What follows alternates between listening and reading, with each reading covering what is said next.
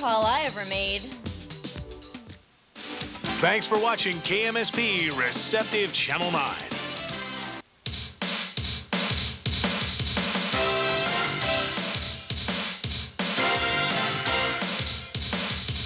The 1992 Minnesota State High School Hockey Tournament is brought to you by TCF Bank, banking the way you want it. By your Twin Cities Toyota dealers. I love what you do for me, Toyota. By Menards, helping families build America's heartland for 32 years. Save big money at Menards. By Gatorade, it's all you're thirsting for. And by Minnesota Blue Flame Gas Association and your local Bryant dealer.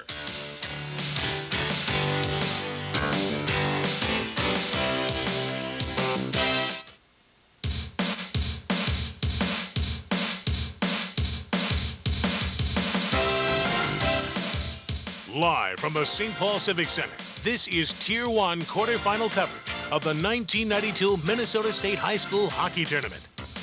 Now, KMSP Sports Director, Perry Williams. Good afternoon, everybody. I'm Perry Williams, and welcome to the 1992 Minnesota State High School Hockey Tournament. Yesterday, we had Day 1 and Tier 2 quarterfinals. Today is Day 2, and we have Tier 1 quarterfinals, and we're getting ready for all sorts of action this afternoon, and, of course, 2 games later on tap tonight. Our announcers are all rested at the St. Paul Civic Center. Now let's check in live and check in with Paul and Louie. Are ready to go. Gentlemen?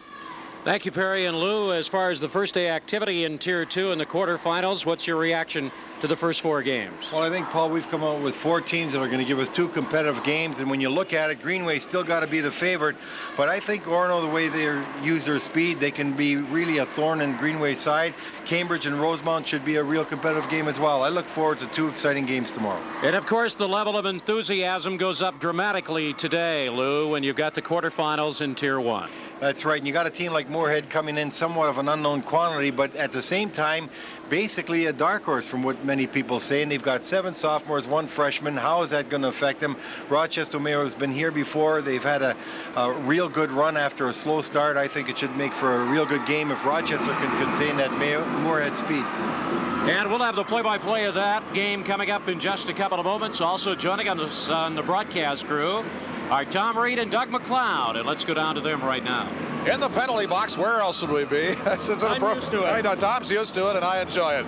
Glad to have you with us. We'll be along for games 2 and 4 today as the sold-out Tier 1 quarters come along, and we'll start later this afternoon with the Blaine Bengals and the Apple Valley Eagles.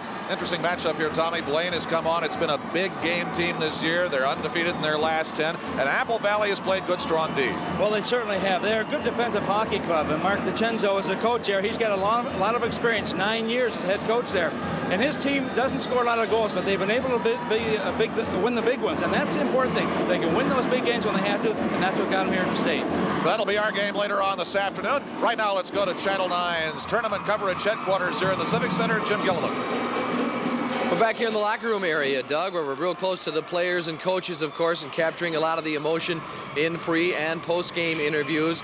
And we'll have officials with schools and communities as well, and State High School League people to keep us informed on the controversial issues involving Tiers 1 and Tiers 2 this year. It's the place to be, and I can tell you, the 2 tiers have done nothing to diminish from Tier 1 so far. These players really pumped up as we've watched them go back and forth for warm-ups, and then again as they just headed out of their locker rooms and onto the ice to get ready for the introduction of the starting lineups. Well, for those of you who have joined us in years past for Channel 9 tournament coverage, know that we like to feature a student-athlete announcer to give us some special perspectives and insights into what it's like to be that age and be in the position of playing in a state tournament.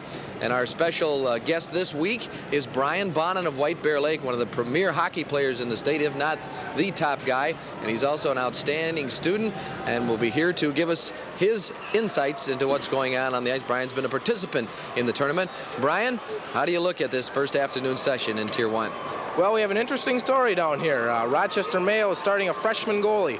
They started the year with a senior and then a junior, and they've wound up playing the freshman. They've won 14 games under him, and right now the coach had said that they're playing a lot better with this freshman goalie in net.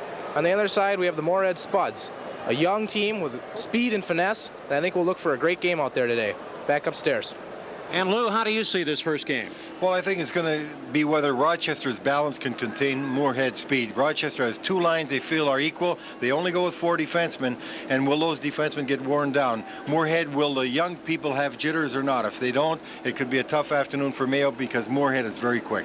The opening face-off of the play-by-play action is coming up in a couple of moments. You're watching continuing coverage of the 1992 Minnesota State High School Hockey Tournament.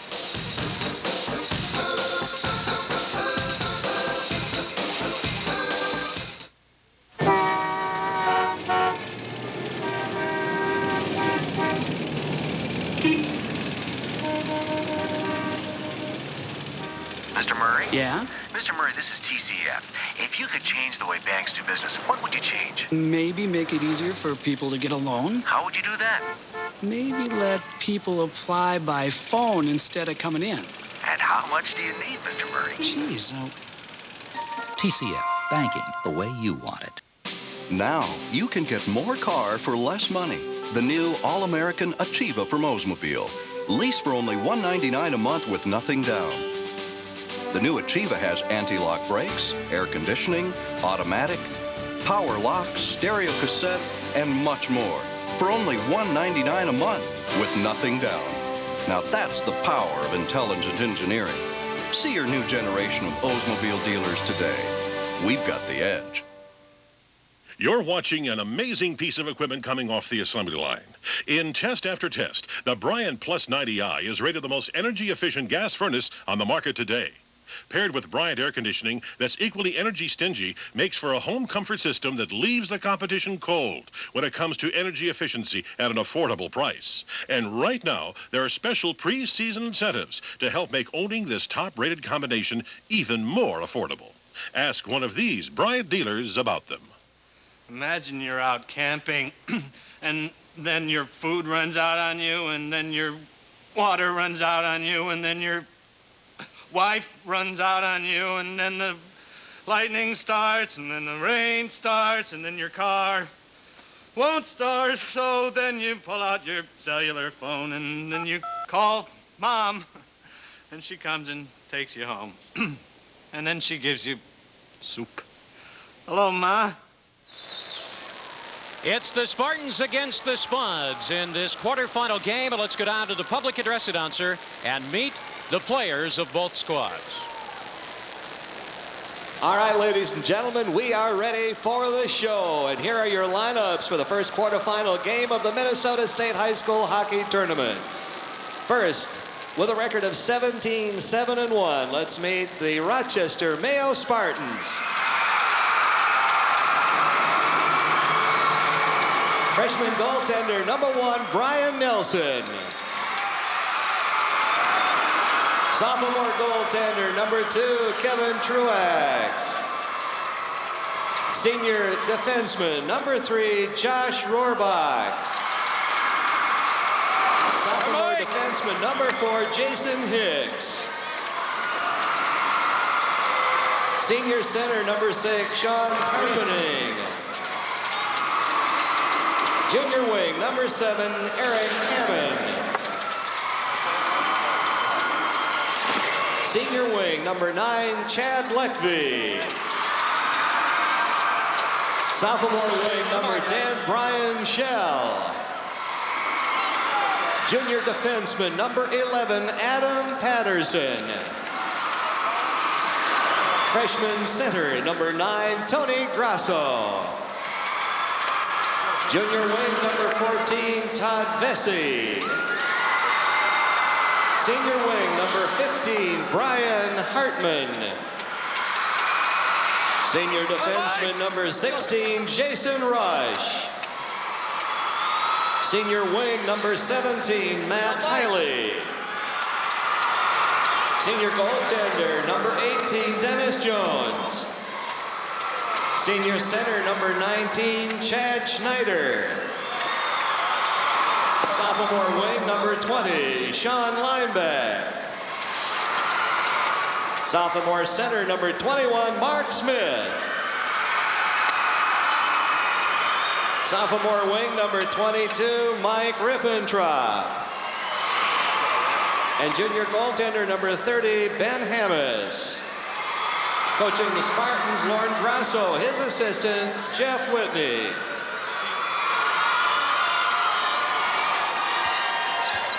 And now let's meet the champions of Section 8 with a record of 22-3, the Moorhead Spuds.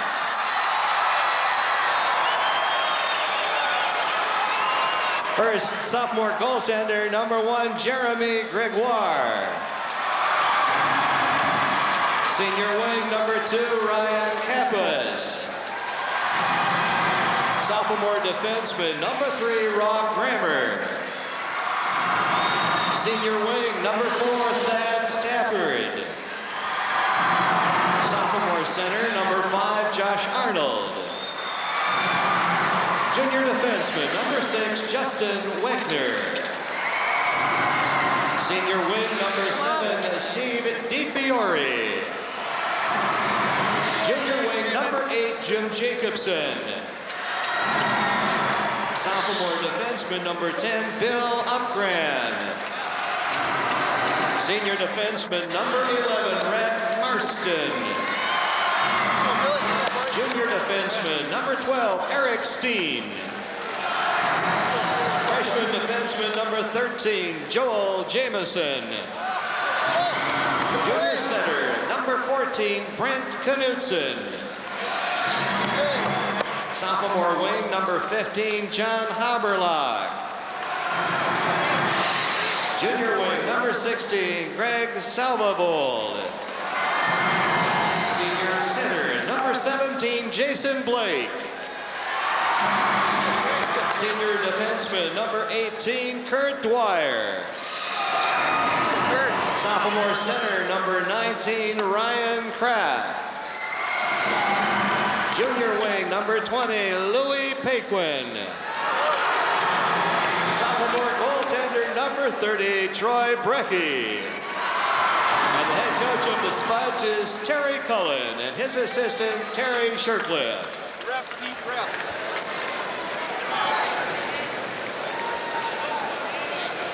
Here are your officials for the game. The linesman is John Olson, and your referees are Jerry Krieger and Kurt Marino. And now, ladies and gentlemen, we ask you to please stand and join in singing as the Moorhead High School Band, directed by Doug Engstrom, leads us in our national anthem.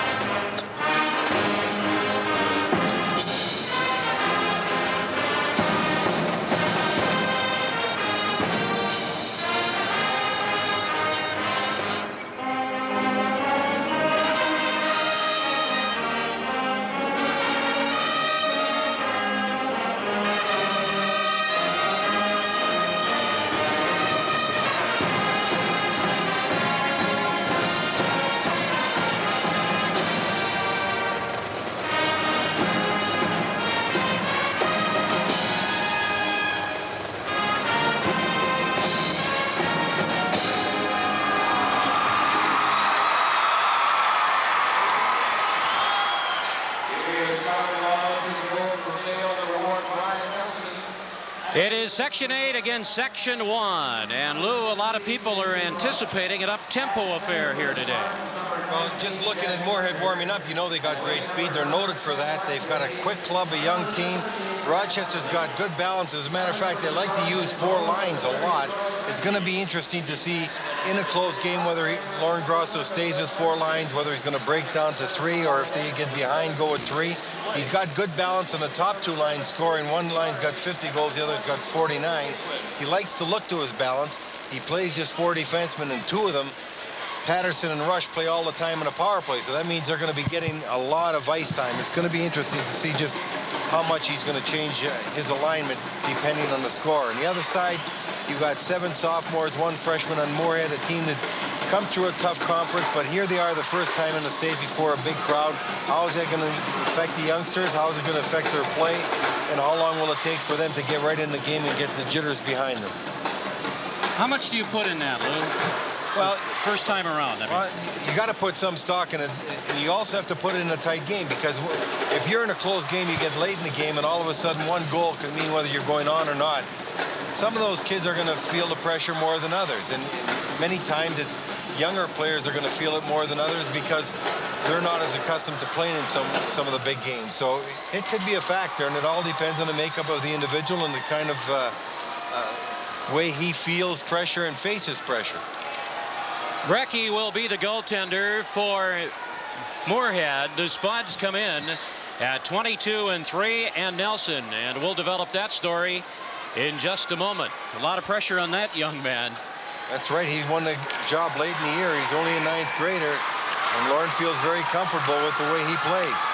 And it's going to be played down in the zone and going back over, covering up Nelson, and our first stoppage of play here. Now, a goaltender like that, he's only allowed 1 goal per game in the sectional playoffs, so he's had a good record. But just an indication like that, a youngster has a tendency to freeze pucks more than a veteran goaltender because he's not as assured of playing the puck to his defenseman and getting it moving and keeping the play moving. And it's DiFiore, Blake, and Paquin out for Moorhead as the puck is loose now, as Mayo looks to set it up to try and bring it out of the zone. We're just underway from the Civic Center here in St. Paul. 14 minutes and 37 seconds remaining. It's held in, a shot kicked away by Nelson. That had been fired by Hiley. And the puck is loose, turning shot. And it's a save made. DiFiore in front of the net made the save. And it's going to be played up ice now as DiFiore, and the puck is loose back to the blue line, turning and trying to play it ahead. 14 minutes, 15 seconds remaining here. Moorhead with it, coming in over the line. The big defenseman they've got, Marston. Marston played it behind. Worked around the wing on the far side. Back to the point. They try to fire it right on, and a couple of big saves already, Lou, by Nelson. Boy, I want to tell you, they certainly are. And he really holds his poise very well. He moves real good. There's no score, and you're watching continuing coverage of the Minnesota State High School Hockey Tournament.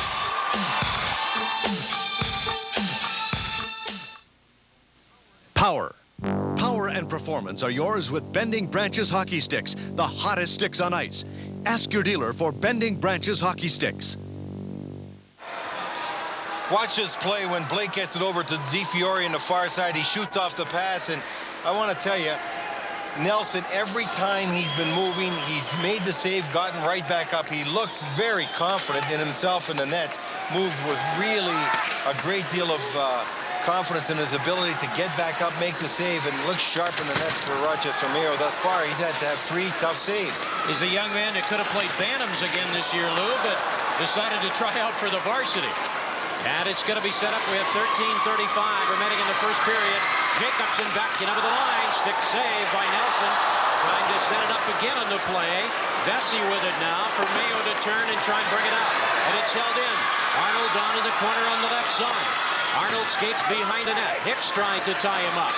They try to center it toward the net, and the puck is loose in the corner on the left side. As we have 13:12 remaining in the first period, and the Spartans carry it back out over to center ice. Puck is loose in the neutral zone. The Spuds move it down to the corner on the left side, and Rohrbaum back to set it up, works the wing on the right side. Good pressure here by Moorhead. There's a drive, and it went wide of the net. And the puck is loose now, down to the corner. The Spuds with tremendous pressure here in the early going. And it's going to be set up, and with it is Hartman. Worked it to the blue line. They play it back in over the line as the Spuds try to hold the zone. All the play, Lou's been in one end so far. Moorhead with great quickness getting on the puck carrier for Mayo real quickly in their own zone and causing them all kind of problems. Mayo not able to come out of their zone with any kind of assuredness, losing the puck and causing a lot of turnovers. And it's back to the net now. Going over to set it up is Kappas. Kappas playing the wing now as they move it on the right side as Moorhead tries to set it up toward the slot. Trying to clear it out of the zone. It was Patterson. Moved it out towards center ice, and the puck is loose in the neutral zone. Whistle and a stoppage of play. There's no score, and we'll continue our coverage of the '92 Minnesota State High School Hockey Tournament.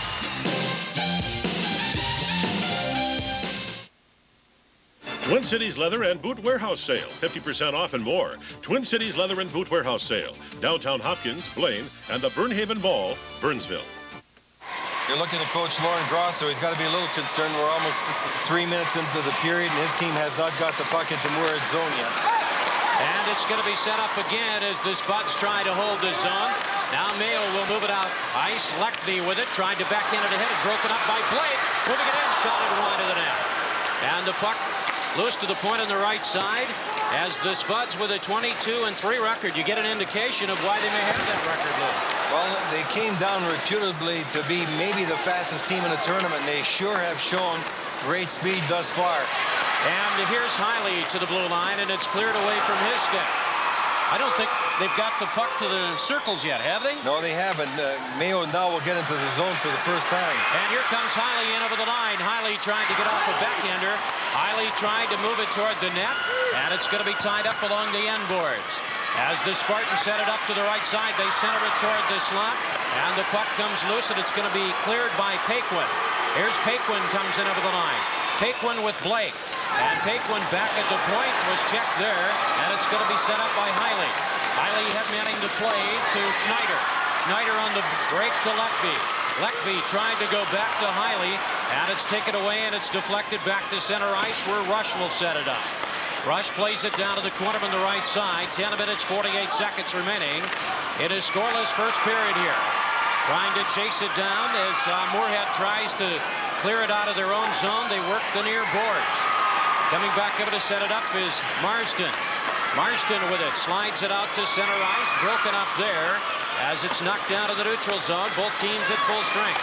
It's going to be carried in over the line. Smith is out with Hartman and Vesey. Back comes the Spuds.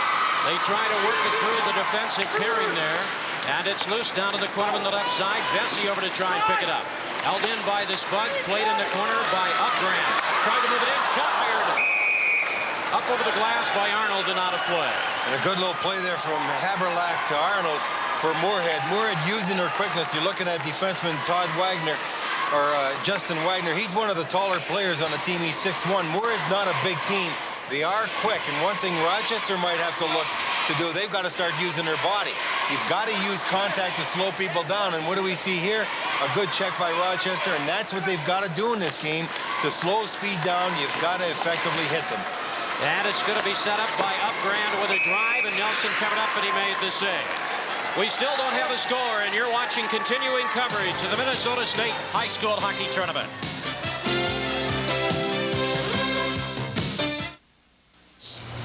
Spring.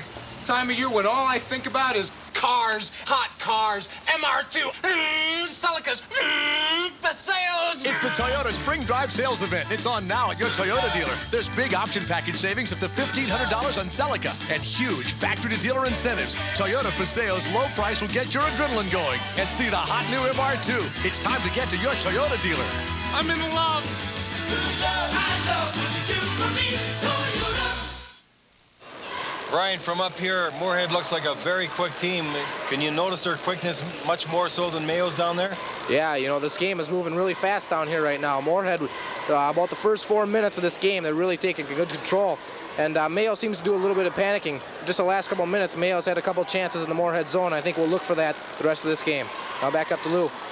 And a face-off, and it's going to be set up now in this scoreless game as Rochester Mayo, in their second appearance here in the tournament, tries to get something working, but Moorhead carries it in. Kraft with it. Kraft fired it wide of the net. And the puck is loose on the corner as Moorhead, the Spuds try to set it up. They fire it right out, tipped wide. Kappas, Kraft, and Haberlock are up. And it's going to be set up with it as Kraft shot right out. And the backhanded followed the save.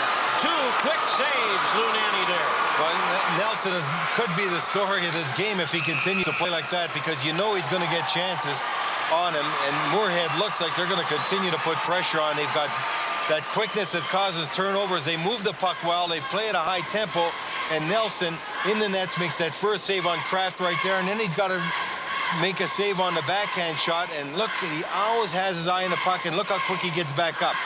He makes the save, goes down, back in position, under perfect control. Moorhead already 7 shots on goals, 5 of which have come from the slot area. And we have a scoreless game with 9 minutes and 15 seconds remaining now, trying to set it up here. Both teams at full strength. DeFiore, Blake, and Paquin are out for the Spuds out of Section 8. And it's Paquin from the corner. Goes in behind the goal, came around and tried to stuff it. DeFiore toward the slot. Marston tried to set it up. And it goes to Paquin. Still held in the zone. Dumped down in the corner on the left side. Boy, you talk about time of possession here, Lou. This is really lopsided in the early going. DeFiore. That's because their speed is just allowing them to intercept passes, get to puck areas very quickly. Here's Vesey on the right, but they couldn't get him to play, and the save is made by Brecky. Well, not only did Brecky make the save, he wisely covered up because Mark Smith, 21, is coming right into the play. He's their leading scorer. You see the shot coming from the left side as Hartman takes the shot, and watch Smith going to the net right there in position. Brecky makes a save, and a good assistance from the defenseman of Moorhead, Marsden, to help out on Smith as Brecky gets the rebound. And now, with 8:34 to go in this period, Mayo gets his first 2 shots on net. Finally gets some time of possession in the Moorhead zone. Rohrbach and Hicks are the defensive pairing. Leckve, Schneider, and Hiley are out. And it's moved up ice here. The Spuds back in their own zone. And it's going to be set up at the point. With it is Wegner, fired it right on. Blocked. Wegner got it back, tried to fire it again. Wegner down to the corner, looked for Arnold in the slot, and it's turned away by Rochester Mayo. Up ice, Hiley comes in over the line. Feeds it ahead, and it's kicked away by Brecky. And back come the Spuds. At center ice, controlling it is Arnold on the play ahead. Comes in over the line, trying to move to the net. Jacobson's drive. And Nelson covered up, and we still have a scoreless game. You're watching continuing coverage of the Minnesota State High School Hockey Tournament. And you will need to keep a minimum balance of $500. Checking accounts, Harris speaking. It's for you. Me? Miss Riley? Yeah? This is TCF, Miss Riley. Yeah? If you could change the way banks do business, what would you change? I'd make them offer free checking with no minimum balance. Who is that? Thank you, Miss Riley. Oh, beautiful day, isn't it? Yeah, thanks. No, thank you. TCF, banking the way you want it. Moorhead has a good opportunity here. Hiley wisely puts that puck in the middle, and he saw Leckve breaking in. Leckve just tried to deflect it past the goaltender, Brecky, but he was checked. But a good attempt for Mayo by Hiley and Leckve. Kappas, Kraft, and Haberlock are on now. The draw to the point, and the shot is blocked. It's loose in the corner as Hartman with it turns and brings it out. Playing it up ice, trying to cut in over the line was Vesey. That's intercepted and controlled by Haberlock. On the wing, it's going to be brought out of the zone. Moving it up ice, controlling it. Kraft comes in over the line. Kraft moves in the slot. Shot! And down goes the goaltender, Nelson. And the puck is loose back of the goal here. Again, pretty good pressure. As Rochester Mayo tries to get it up. Marston with a drive. Right on, and the save is made. Boy, he had to make a couple of tough saves. And the first one, when Arnold's going to the net, he's got Jacobson taking the goalie out. He makes the save, and then he gets another one through traffic. Here's Arnold going to the net. Look at the traffic in front. Jacobson standing right in front of the goalie. The second shot from the blue line by Marston right there through traffic. Nelson just keeping his eye on the puck all the time, wisely freezing it because Kappas was on the doorstep. And DeFiore is out with Blake and Paquin. And it goes to Upgrand, and it's going to be cleared as his pass is intercepted and dumped the length of the ice, but we'll have an icing called, and we'll have a face-off coming up. Well, you're looking at a kid in net that already has faced 10 shots, and many of them good ones. 7-11 to go in the first period. He's only a 9th grader. Won the job late in the season. You could see why. Great deal of poise and confidence. Moves well in the net. Keeps focused on the puck no matter where it is. Doesn't lose his concentration. Played very well here again today. Upgrand plays it down in the corner on the left side. Paquin, Blake, and DeFiore are out. Coming over is Rohrbach. Turns and tries to bring it out. On the break to Hiley. Comes in over the line. One-on-one. A backhander went wide of the mark by Leckve. Leckve down in behind the net trying to set it up. The shots here are 10-3. It's played toward the slot, and Brecky will play it behind his own net. Mayo tries to hold the zone as they have Schneider, Hiley out, along with Leckve. Leckve trying to center it. And the puck is loose as Moorhead works it out to center ice. 6 minutes and 32 seconds remaining in a scoreless first period. Played back in the zone as Mayo goes back, or Moorhead now working it up ice, trying to clear it. Trying to hit Blake on the lead. Blake is up with DiFiore and Paquin. Coming back over is Upgrand. Upgrand looks and plays it ahead. On the pass to Blake. Cleared from his stick. Knocked down at the blue line, and it's held in the zone. As Moorhead, Despot set it up to come out of the zone.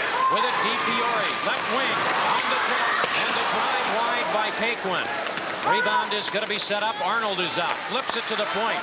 That drive by Grammer is deflected in the corner. Still no score. 5 minutes and 51 seconds remaining here in this scoreless first period. Quarterfinal of Tier 1. And it's going to be played ahead, trying to chase it down. Tarpening and Hammond are out on this unit. Set up by Rochester Mayo. There's a shot. High and wide of the net. 5 minutes, 33 seconds remaining in the scoreless first period. No penalties called in the game thus far. And it's going to be played by Grammer. Out of his own zone on the lead to Arnold. Arnold cuts in over the line. Goes off from the left side of the backhander by Stafford. And the cage is knocked loose. There's no score in the game, and we'll have continuing coverage coming up for the Minnesota State High School Hockey Tournament. Diamonds are a hockey player's best friend. That's Christian's original diamond design. It's part of a revolutionary slap-sock technology, utilizing state-of-the-art fibers to give it higher strength and greater impact resistance than standard fiberglass wrap. The fiber braiding around the blade helps prevent the lamination and gives your stick more torque, more responsive, more durable, a difference you can feel. That's the braided slap-sock blade with the diamond design exclusively from Christian Brothers. Brian, are you a little surprised that Rochester Mayo is not using their body more to slow down Moorhead? Well, yeah, I'm a little surprised, but, you know, Moorhead is really putting on the pressure right now. But this freshman goalie, Brian Nelson, just playing superbly down there right now. He stopped every shot that's faced him, and they've all been quality shots. I think we have to look to Moorhead has to break his cage in order to get, you know, ahead of this game. We have no score at this point with 5 minutes and 13 seconds remaining here. As Mayo now tries to work it out, they do to center ice, broken up by Jamison, taken back and carried in over the line by Vesey. Moorhead regroups, they come back, moving to the net. On the left side is Jacobson, but they couldn't get him to play. Arnold trying to chase it down in the corner. And the puck is loose at the right point. It's going to be broken up by Vesey. Vesey tried to go rink, wanted to play in over the line is Hartman. They got Vesey in front of the net, the drive. The kick saved by Brecky, and the rebound is cleared. And it's going to be played down in the left corner, and chasing it is Grammer. One thing Mayo's got to do is move that puck up quicker when they get the time like that. On a line change for Moorhead, Mayo has the opportunity to move that puck up ice and catch him outnumbered, and they could take advantage and get a good shot of it. And Haberlock played it down in the corner. Haberlock, Sadie in front of the net, slapping a stick on the ice. He wanted the puck from Kraft. And it's going to be set up down to the corner on the right side. Both teams still at full strength. Kraft going down behind the goal. Picks it up in the corner, circling, looking for help from Haberlock.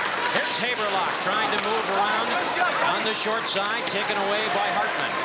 Hartman with it turns and tries to bring it out of his own zone. To center ice on the play to Smith. That's broken up. The Spots come back in over the line. Left side, moving it in. Getting too deep is Kraft, and he couldn't get off the shot, Lou. And they had the goaltender beat. Marston with a drive and the save by Nelson. Well, you had two things happen there. You had Rochester Mayo take a line change at the wrong time. They got caught, outnumbered, and a great play by Grammer, who's made a couple of them. Then he passes that over at that time, and look at the good play that was made, but it just couldn't get control of the puck. Grammer, number 3, has been making real good plays. He made one there to Kraft. Kraft couldn't get control. He had Nelson beat. As you look at Kraft, we're a little frustrated.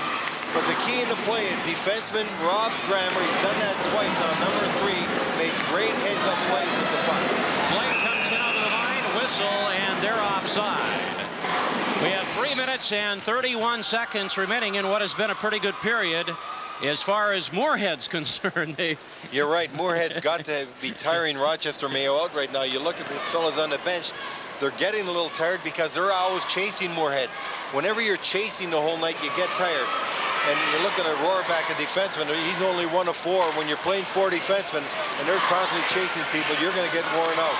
Moorhead with great quickness, making use of it very effectively, especially in the offensive zone to win the battle to loose puck.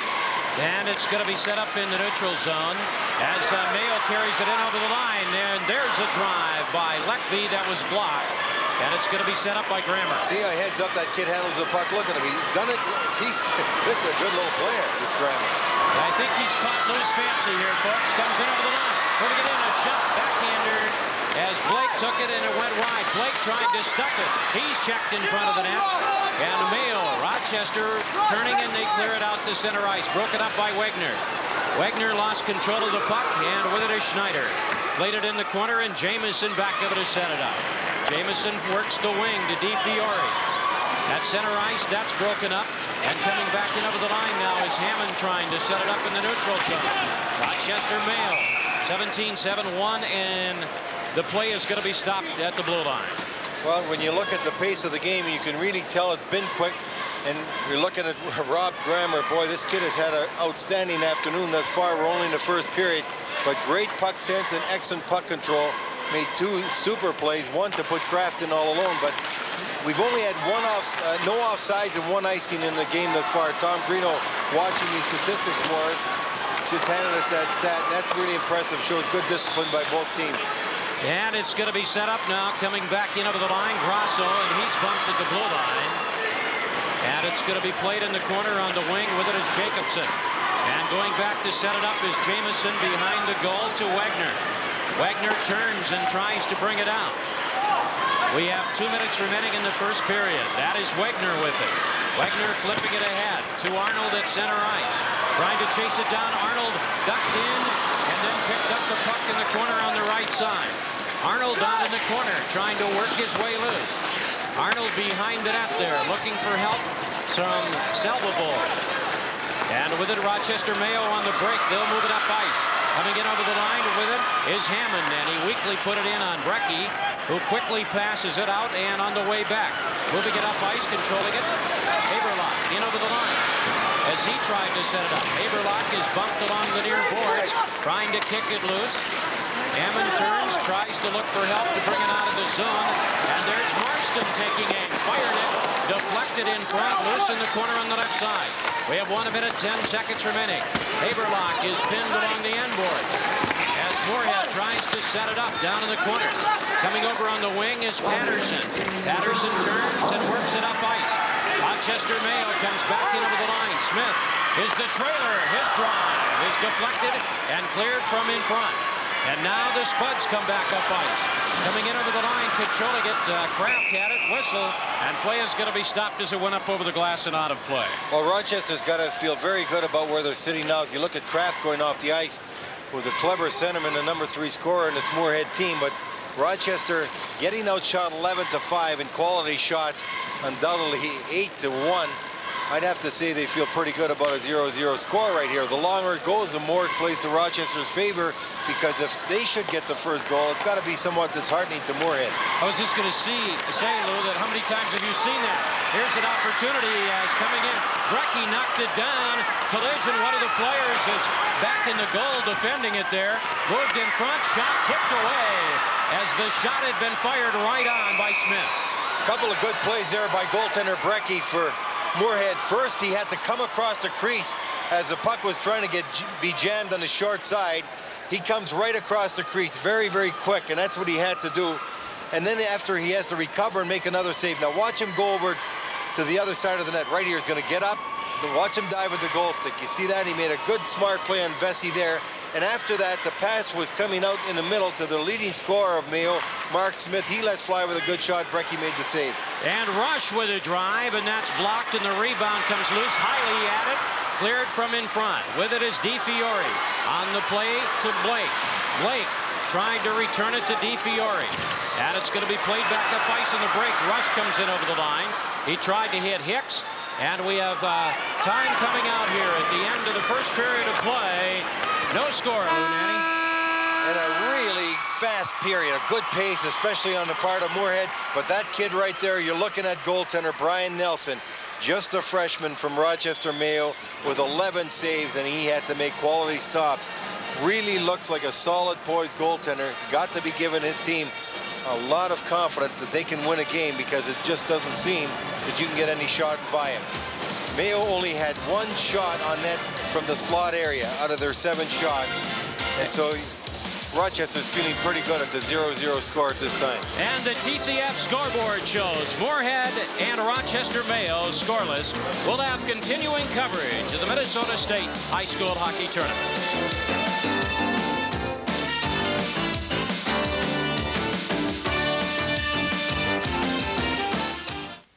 Every spring I do the same thing. Do a little planning, take the kids to Little League, dodge raindrops, and I deliver lots of Toyota cars and trucks because it's time for the Toyota Spring Drive Sales event. Spring is here, and so are great deals on a big selection of Toyotas. Up to $1,100 option package savings on Corolla, and big factory dealer incentives. A great value. Factory to dealer incentives make this the time to deal America's lowest price 2-door sedan to sell. Toyota Spring Drive Sales event is on. See your dealer today. I'll be back after a fill-up.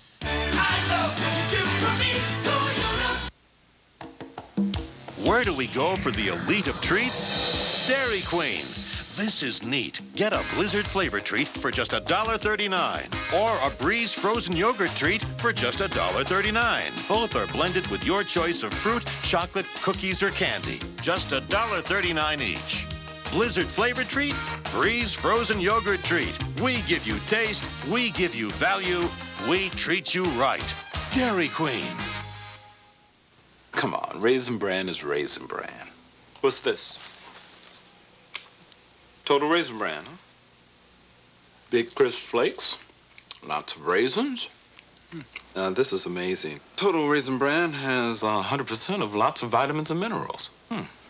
And Kellogg's has only 1. I'm surprised. Total Raisin Bran. The Raisin Bran with the total difference. I just assumed they were all the same, but they're not.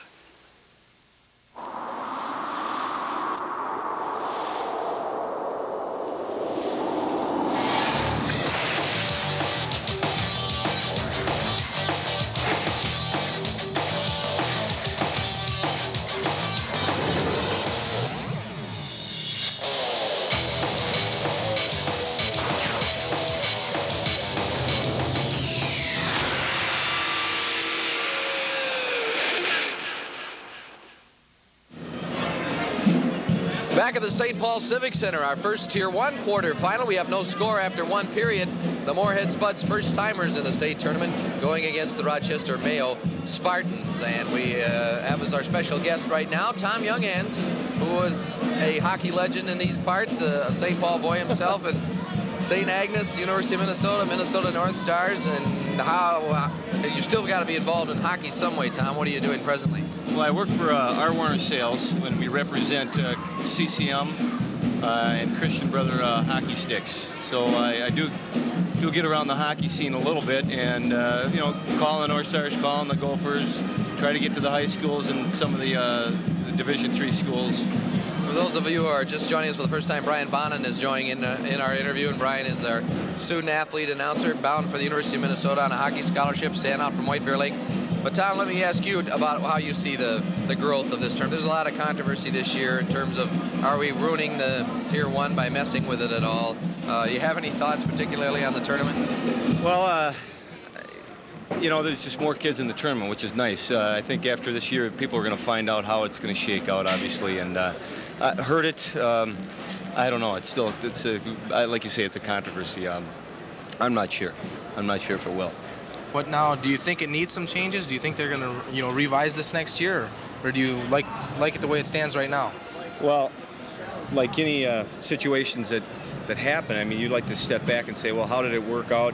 And if it needs some change, some fine tuning, maybe they will. I'm not sure, you know, how they're going to do that, but time will tell on that. Tom, you came from a program at St. Agnes where they might be right up Tier 2 alley in terms of it's hard for them to compete with the big programs, the youth programs of the suburban schools. Yet everybody has that desire to play number 1 if their year comes up. How do you see it helping schools like St. Agnes and others? Well, you know, the Tier 2 programs or the high schools, obviously you're looking at populations, and you need a base, and a lot of those schools I don't think have a real strong associations. Numbers aren't there.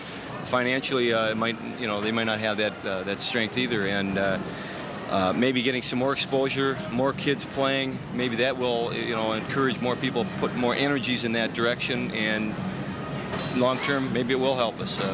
Again, it'll be a hindsight deal. Have you seen enough hockey this year to have a sentimental favorite or a pick in the tournament? No picks yet. Yeah, well, there's no score right now, so everybody's still even. Our first game, we have it, Rochester, Mayo, and Moorhead. So on the Menards scoreboard after one period, there is no score. We'll return with more from the 1992 Minnesota State High School Hockey Tournament in just a moment.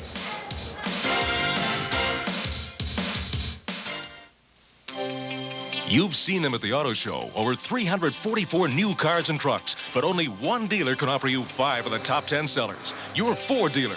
Like Ford Taurus, the best-selling American car, and only car in its class offering driver and passenger side airbags. Right now, buy a new 92 Ford Taurus and get up to $1,200 in total savings. That's right, $1,200, including $500 cash back direct from Ford. You ask for American quality, your Ford dealer delivered with 5 of the top 10 sellers. Test drive one today. It might not make a big difference to you that your Farm Bureau agent is one of the industry's best trained. Then again, maybe it will. You might not be impressed that your Farm Bureau agent is always looking for innovative insurance and financial solutions. But someday, you might be. And you might not think it's important to plan for your future with a preferred client review. But maybe you should. The Farm Bureau family. Our most important policy is caring. You're watching an amazing piece of equipment coming off the assembly line. In test after test, the Bryant Plus 90i is rated the most energy-efficient gas furnace on the market today. Paired with Bryant air conditioning that's equally energy stingy, makes for a home comfort system that leaves the competition cold when it comes to energy efficiency at an affordable price. And right now, there are special pre-season incentives to help make owning this top-rated combination even more affordable. Ask one of these Bryant dealers about them. Sometimes I dream that he is me. You got to see that's how I dream to be. I dream I move. I dream I groove. Like Mike. If I could be like Mike. I'm gonna be like Mike. Like Mike. If I could be like Mike. Be like Mike. If I could be like Mike. Welcome back to the Civic Center. There is no score after one period. Rochester, Mayo, and Moorhead locked up in our first Tier 1 quarterfinal game. And we have 3 others to follow here, promising a lot of excitement. Blaine and Apple Valley will conclude our afternoon session here today. Well, today's TCF tournament triples winning number is 78110. You can go into any TCF branch and pick up a game card. You could win up to $1,000. Tune in tomorrow for a new winning number. Tournament Triples is brought to you by TCF, banking the way you want it. Again, our score is 0-0 after one period of play. Moorhead and Rochester Mayo kicking off the Tier 1 quarterfinals. We'll return with more coverage from the 1992 Minnesota State High School Hockey Tournament in just a moment.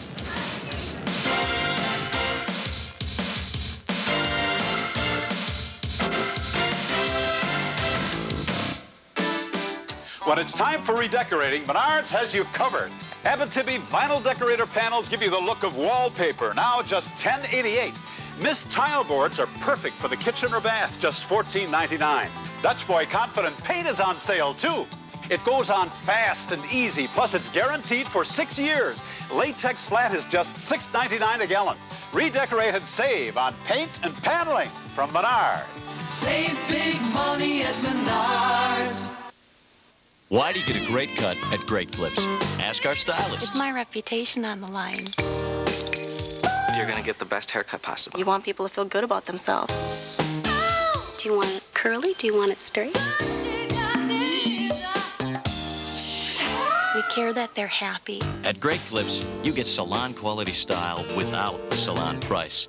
Our specially trained stylists make the difference. Our stylist, your style. We guarantee it. If I could shop with my animal, let him help me out. What a great experience for me.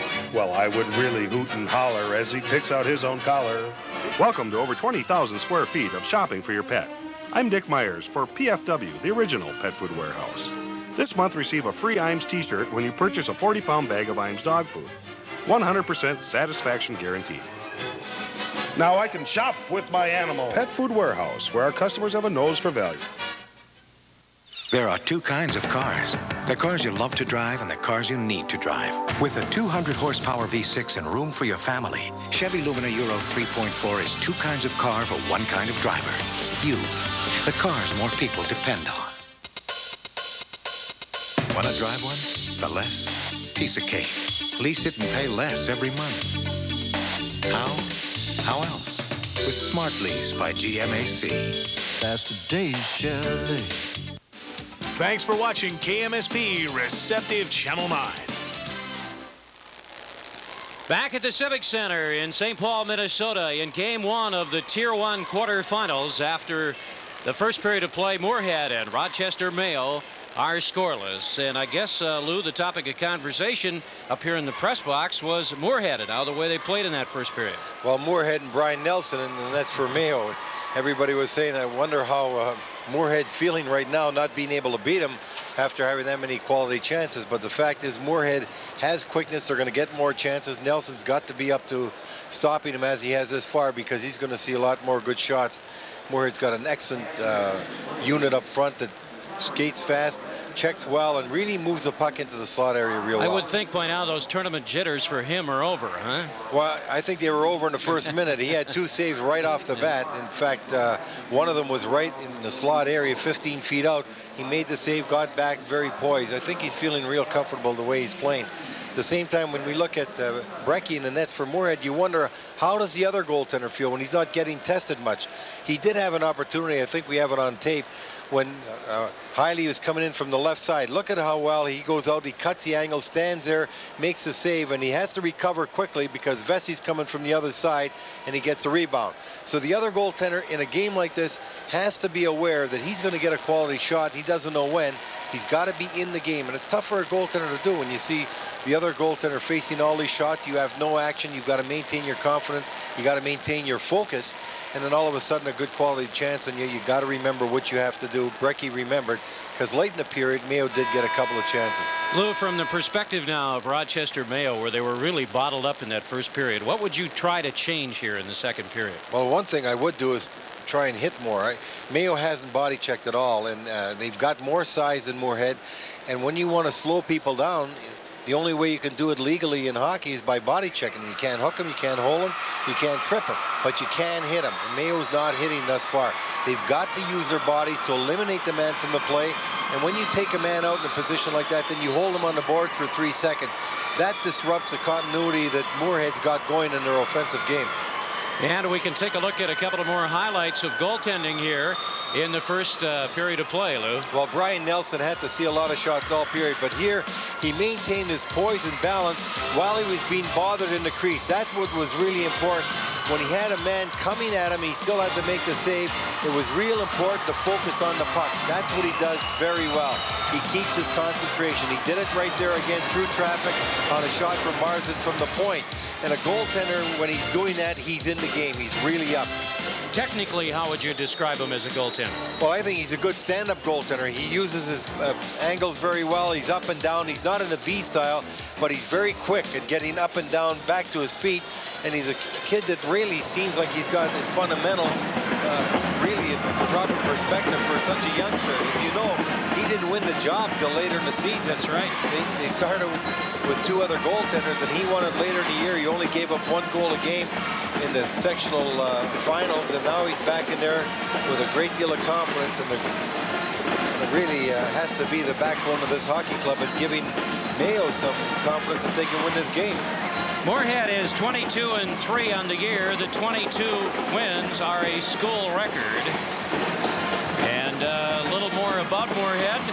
It's their first appearance here in the Minnesota State High School Hockey Tournament. They have an enrollment of 982 students there. They are the home of the Stars of the North game in 1992, which will be held June 26th through the 28th. Of course, we're talking about Fargo and Moorhead. They'll also host the 92 American Legion World Series. You're looking at Coach Lauren Grosso, who feels pretty good about his team right now because they did come out of it 0-0. And he knows that one goal, the way this game's going, one goal could win it, and his team is capable of getting a goal. They got two pretty even scoring lines up front, and he knows that either one of them can score goals. As a matter of fact, when they won in the sectional final, they had to get a goal with just under 2 minutes to go from Hiley. Made it 2-1 to go ahead 2-1. Then they got an open header at the last second. So we're underway in the middle period of play. Whistle, and we have a stoppage of play at the blue line on the offside call. Rochester Mayo, pardon me, Lou. You're looking at number 11, Marsden, a defenseman. One thing Moorhead does real well, their defensemen come with the play, and especially this kid. He's willing, able, and capable of moving up with the puck immediately. He likes to get it and carry it, and that just opens things up further for the forwards.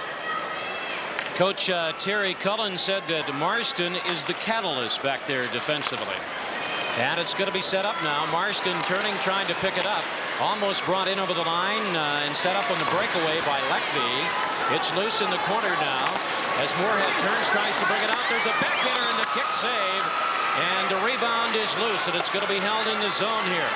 As Rochester Mayo exerts a little pressure of their own here. As the Spuds work it out towards center ice, trying to chase it down. Paquin is out with his line mates of DiFiore and Blake. And the puck is going to be set up just inside the line, hammered toward the net. Grammer had fired it, deflected. And it's going to be set up now. Mayo on the break to center ice. 14 minutes, 11 seconds remaining in this quarterfinal game. In the second period, still no score. Trying to play it ahead to Blake. It's broken up. Coming in over the line now, trying to move it to the wing and set it up. Schneider out with Leckby and Hiley. And the puck is loose down in the corner on the right side. As coming over to try and set it up and clear was Jamison, and he plays it around to Grammer. Grammer tried to slide it out. The pass is bad, but Blake comes over to help out, turns and angles it off the boards, and whistle and play is going to be stopped. Still no score, and you're watching continuing coverage of the 92 Minnesota State High School Hockey Tournament. Pass it on. Take your best shot and save on Magic Chef. Only a Warner Stallion, your appliance specialist. If you're watching our great hockey coverage on a cable system that usually does not carry KMSP, give them a call and tell them that you want America's #1 independent 365 days a year. Wagner with it, and it was cleared from his stick, played back down in the corner. As Wagner backed up to set it up now, some pressure here on the part of Smith, Hartman, and Vesey, and we'll have a face-off coming up back in the Moorhead zone. Well, what Rochester had to do, they have done. They've come out and started to get some puck possession, some puck time in the zone of Moorhead. They seem much more confident this period than at the start of the first period. And the face-off and the kick save is made by Brecky. And Moorhead back to set it up now as they start out of their own zone. Arnold is out. His line mate Salvovold and Jacobson. Salvovold trying to pick it up. The puck is played down in the corner by Wagner. And going back, Rochester Mayo to set it up. And they'll come out on the left side in this scoreless game, and it's going to be held in at the point by Wagner trying to drive it to the net. Deflected all the way back in the Spud zone as Brecky plays it on the wing to Upgran. Upgran looking for help, whistle, and we've got our first penalty of the game, Lou Nanny. Well, we're going to have a holding call, so now Rochester Mayo is going to get the opportunity to go in the power play. There's a break in the action. We'll be right back with the Minnesota State High School Hockey Tournament.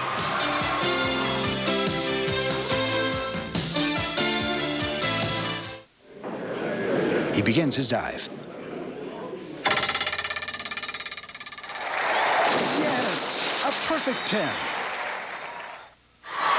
Opgren going off for a holding. Bill Opgren in the box for Moorhead. The first penalty of the afternoon. Mayo on the power play. And it's going to be set up now, and the puck is going to be controlled. With it is Grammer, plays it on the wing on the left side. We have no score in the game, but the power play situation is on now. And the puck is going to be played back down in the corner as Rochester Mayo will go back. Patterson working behind his own net, works it around in the right wing to center ice. That's broken up there. Rochester Mayo with the power play. They have converted on 27 power play goals in the year. And it's set up in the neutral zone. Patterson with it just outside the blue line. Patterson comes in over the line. Patterson has got Grasso as a trailer. They set it up to the point. The drive, and it's tipped wide of the net. And it's loose down to the corner on the right side. Rochester Mayo with the man advantage for the next 1 minute and 10 seconds. Moorhead trying to clear it out of their own zone. Going back now. The Spartans will set it up, and they'll start out on the left side. On the play ahead to Rippentrop. Rippentrop goes cross ice on the play. Some pressure now on the part of Blake. Comes around in the wing as they break it out from right to left to center ice. And Wagner drives it back down in the corner. Well, the pressure by Moorhead up front, not allowing Rochester to come out of the zone because Rochester's missing on their long passes. They've got to make their completed pass coming out of the zone, or they're just getting bottled up by Paquin and Blake. And Blake had been the one right there that had bottled him up. Moving it up ice, controlling it now. This is Hartman in over the line. Hartman with a drive. Brecky with the kick save. Rebound to Wagner. And Paquin set it up, and they clear it out of the zone. We have 15 seconds remaining in the man advantage now. Rochester Mayo's time is running out on the man advantage. And with it is Hartman, worked it in over the line, tried to go to Smith. Smith, their leading scorer with 51 points. Cleared from in front by Wagner. On the break to center ice. Back at full strength. And cutting in on the wing. The backhander went just wide by Kraft. And the puck is loose on the wing on the left side as Moorhead tries to hold the zone. Both teams at equal strength. Back comes Rochester Mayo. They come in over the line, trying to slide it through. Hartman had delivered it toward the slot, but Moorhead clears it out towards center ice. And the puck is loose in the neutral zone. It's going to be setting up. Coming in over the line. Trying to move in on the play. Kraft out. Moving it inside the goal. The goal is scored by Haberlock. His 6th goal of the year. What a four-way passing play that was. It started with Camus and 4 different passes. Complete control from the center ice on. Finished off with a great pass from Kraft to Haberlock. Haberlock with an excellent move on Nelson. Right there, look at Camus coming up. He gets a pass from Grammer. There's the 3rd pass right there. Here comes the 4th one. Has a good draw pass from Kraft right there. Backhand to Haberlock across the goal crease and in the net. Started at center ice. It goes Grammer to Camus. Kraft to Haberlock, and what a good move by Haberlock to beat Nelson in the nets, who had no chance for Mayo. Moorhead going up 1-0. 10 minutes and 25 seconds remaining here in the second period of play. And we've had our first goal of the game. Now coming in is Leckby. Here's Leckby trying to flip it toward the net. It's blocked and knocked down. Rush plays it deep in the zone. And it comes around in the plate of Grammer. Grammer turns and he tried to lead it to Arnold, but that'll cause an icing. The score is 1-0. This is Hockey 92 live from the St. Paul Civic Center.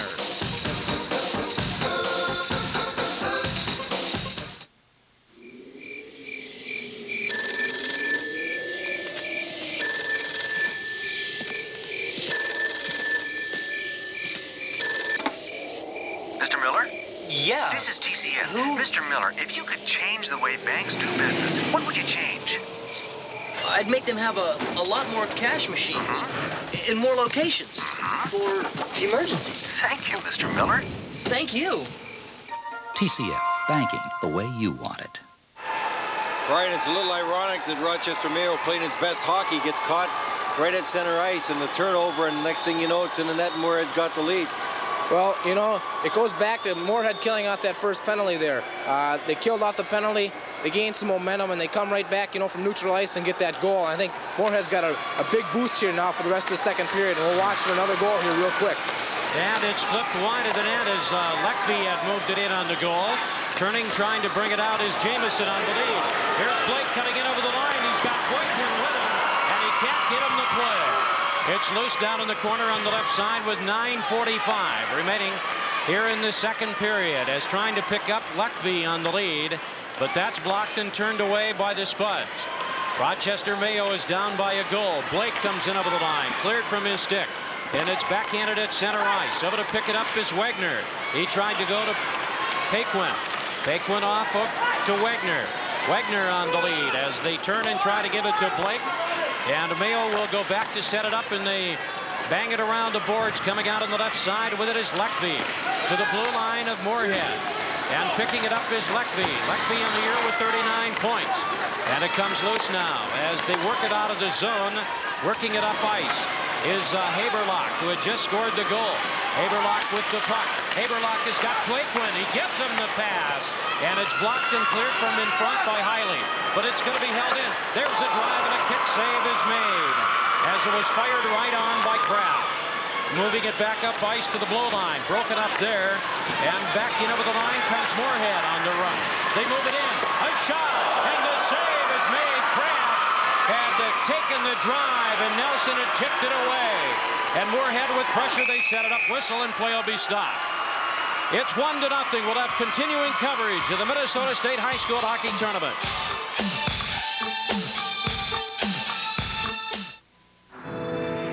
The new 652 tax by CCF.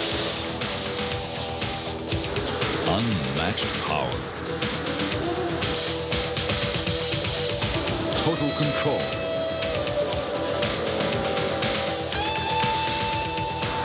Awesome response.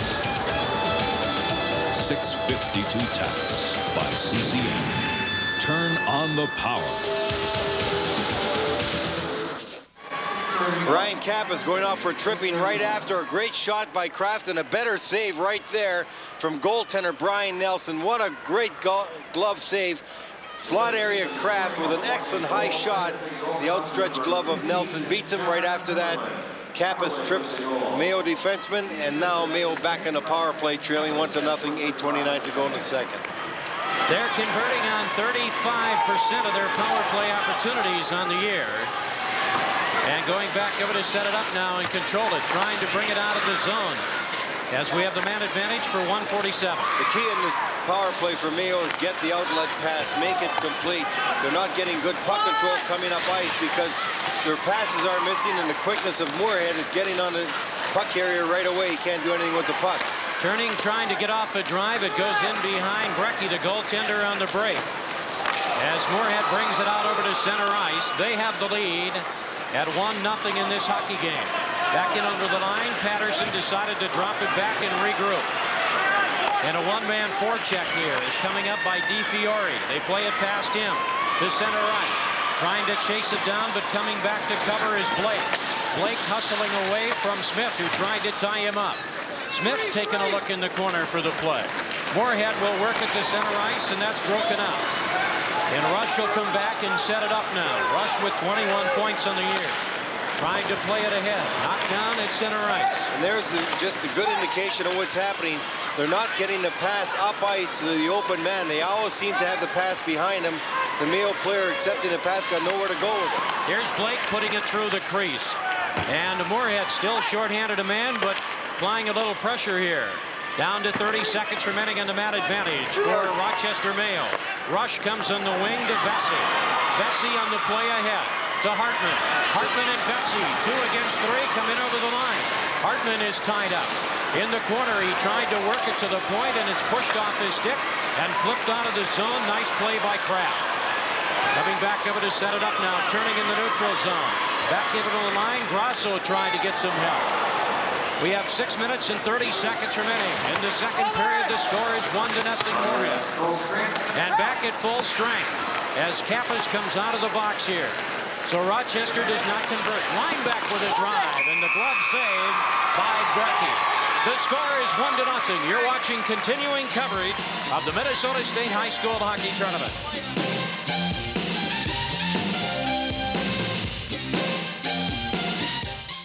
Come on, Raisin Bran is Raisin Bran. What's this?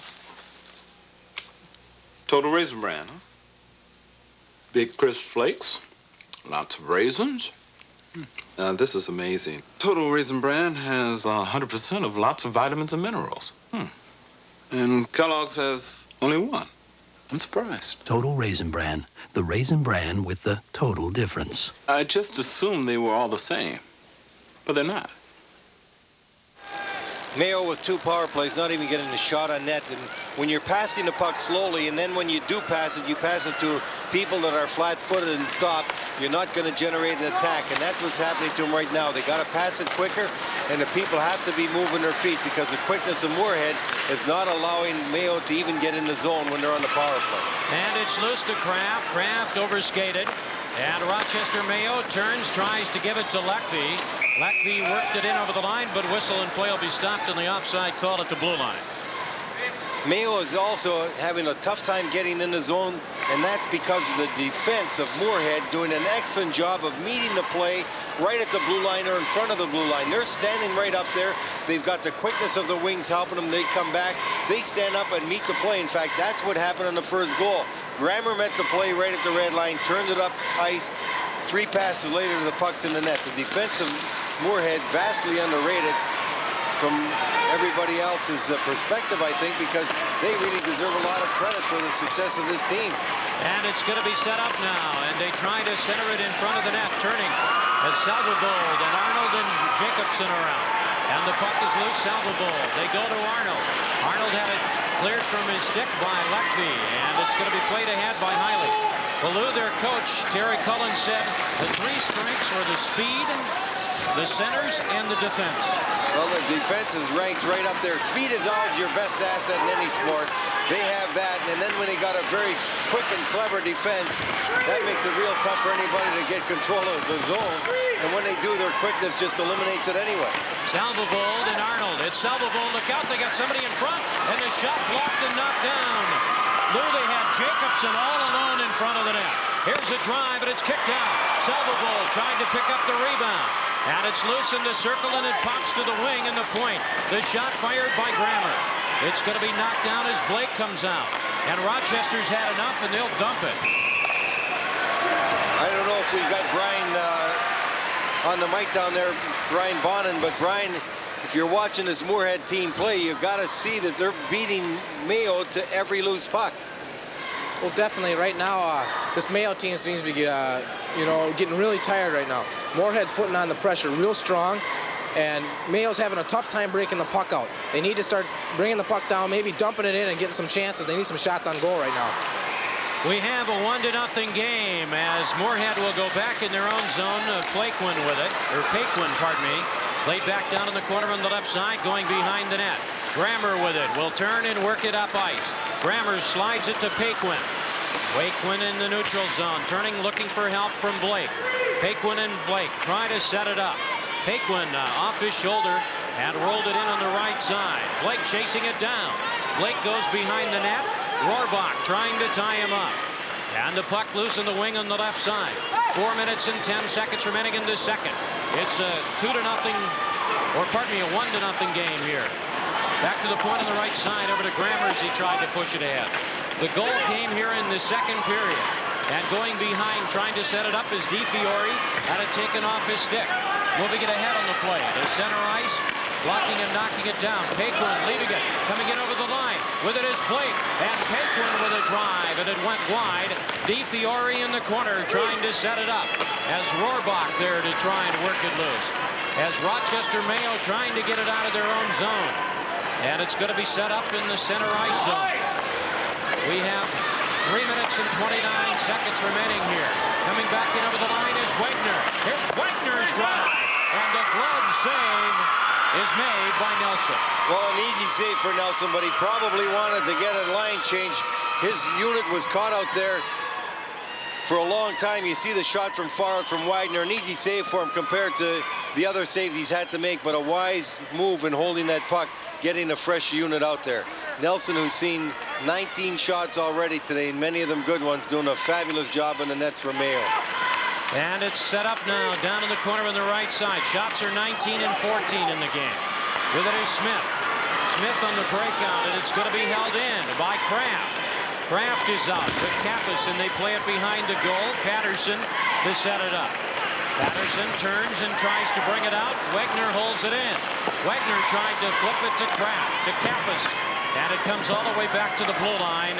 And there Moorhead will set it up in their own zone. Upgrand will work it in over the line. And Adam Patterson back.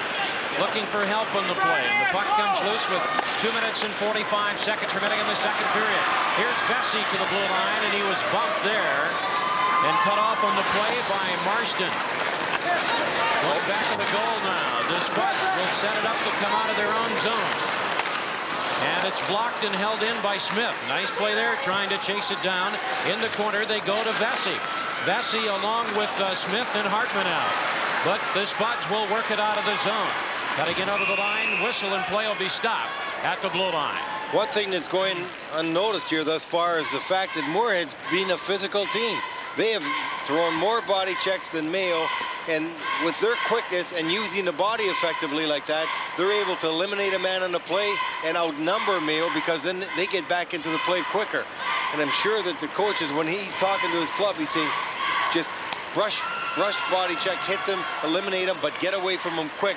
You'll beat them back in the play. You'll get outnumbered situations out there. Lou, and I would think that physical aspect is going to take their toll on the poor defensemen they're playing. Well, not only the physical aspect, just the speed of this club, because you're chasing them all day and they're so quick. You get rather tired when you just find yourself chasing the puck carrier all afternoon. 1 minute, 57 seconds remaining, and Hicks over to set it up. Turn brought it out to center ice. The goal of the game came here in the second period. And it's going to be set up in the neutral zone, carried in by Rohrbach to the blue line, blocked there by Grammer, and backhanded down in the corner. Just there is an indication. It looks like Rochester Mayo is going to get a break, and all of a sudden, because of the speed of Moorhead, they're back in the play, and they recover. They recover very quickly. And Rochester Mayo back over to set it up. Well, Moorhead won over Roseau to stop them from coming down for the 27th time. Moving it in, trying to get off the shot was DiFiore, but he left it for Paquin. Paquin in behind the goal, tried to go out in front to DiFiore. All alone, shot! Oh, just wide by DiFiore. Paquin on the wing on the left side. Goes to Wagner. And whistle and play will be stopped. Still like Grammer a lot? I like him a great deal, but I like this guy too. I like all their centermen as well. They've got 19 shots on net, and the real key in this hockey club that you don't realize is their 3 leading scorers are all 3 centermen, 1, 2, and 3. So they've got excellent balance as well. Quick defenseman, clever defenseman. We don't know too much about the goaltender yet because he hasn't been tested. The shots really belie the fact that this is a 19 to 14 shots on goal game, because the real quality shots are coming from Moorhead. Mayo's only had basically 2 good shots that you can call good scoring chances. Well, Brecky's only allowed 48 goals on the year, and his goals against is 2.4. But that club in front of him helps a lot, doesn't it? It certainly does. When you're not facing quality shots and you're not facing the second shot as well, you got the opportunity to look good, although he did look good in some saves he had to make. And he flips it out of the zone, and back up ice goes Moorhead. They come in over the line on the right side, trying to move it in. Shot and a goal by Paquin. The nice play, Haberlock to Paquin, and Paquin gets goal number 15, and it's 2-0. Another 3-way passing play, but what more can you say? That was such a well-played goal. They got a turnover at center ice, made a rink-wide pass to one side to Haberlock. He feeds it to Paquin, number 20 here. Watch this play right here. Here's Haberlock picking up the puck, feeds it right across ice to Paquin, who's coming from the far side, makes a good move across the goal, and beats Nelson. When you're coming with that much speed like Paquin, it opens up. The goalie's got to make a move because you're coming with so much speed. A great passing play. It goes Blake to Haberlock and Haberlock to Paquin. What are you going to say? This team does everything well. They really look like a quality hockey club. They've got all the attributes to be a state champ. This team is going to be a factor in this tournament, I think, if they continue to play like this. And this is only game 1. Yeah. You got some other favorites that are yet to play today. Oh, yeah, but, I mean, they're capable of playing well. From what we've seen in the other teams, they're playing really good against them. And working it up ice. Here's a potential break. Coming up ice, cutting in over the line. Hartman with it, with a drive. And Brecky looked pretty steady there, didn't he, Lou? He certainly did. 2-on-1 situation. He took the shooter. The other defenseman played it very well. Cut off the angle and made the guy from the worst angle shoot the puck. Save was made. Well played. And it's going to be set up now, but we're going to run out of time here. And after 2 periods of play, Moorhead has taken. There'll be a penalty right at the end of the period. Happened at center ice. Wagner's going to be going off.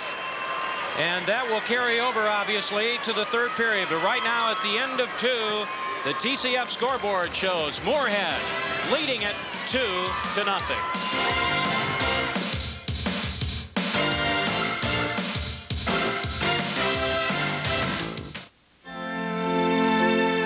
Ah, spring.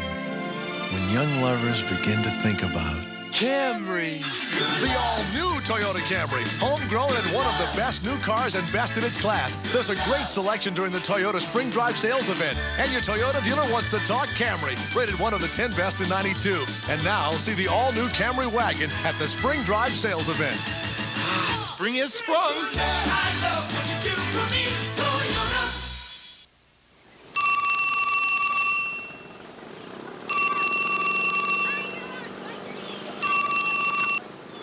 Mr. Nelson? This is TCF. Mr. Nelson, if you could change the way banks do business, what would you change? I'd keep them open later on Saturdays. Thank you, Mr. Nelson.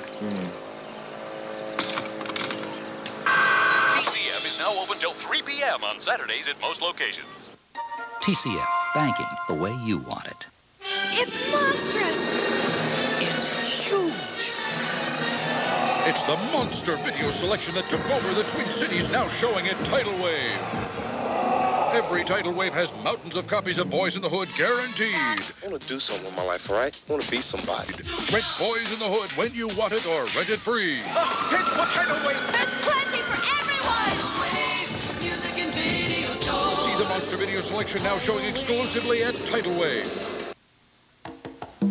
Where do we go for the elite of treats? Dairy Queen.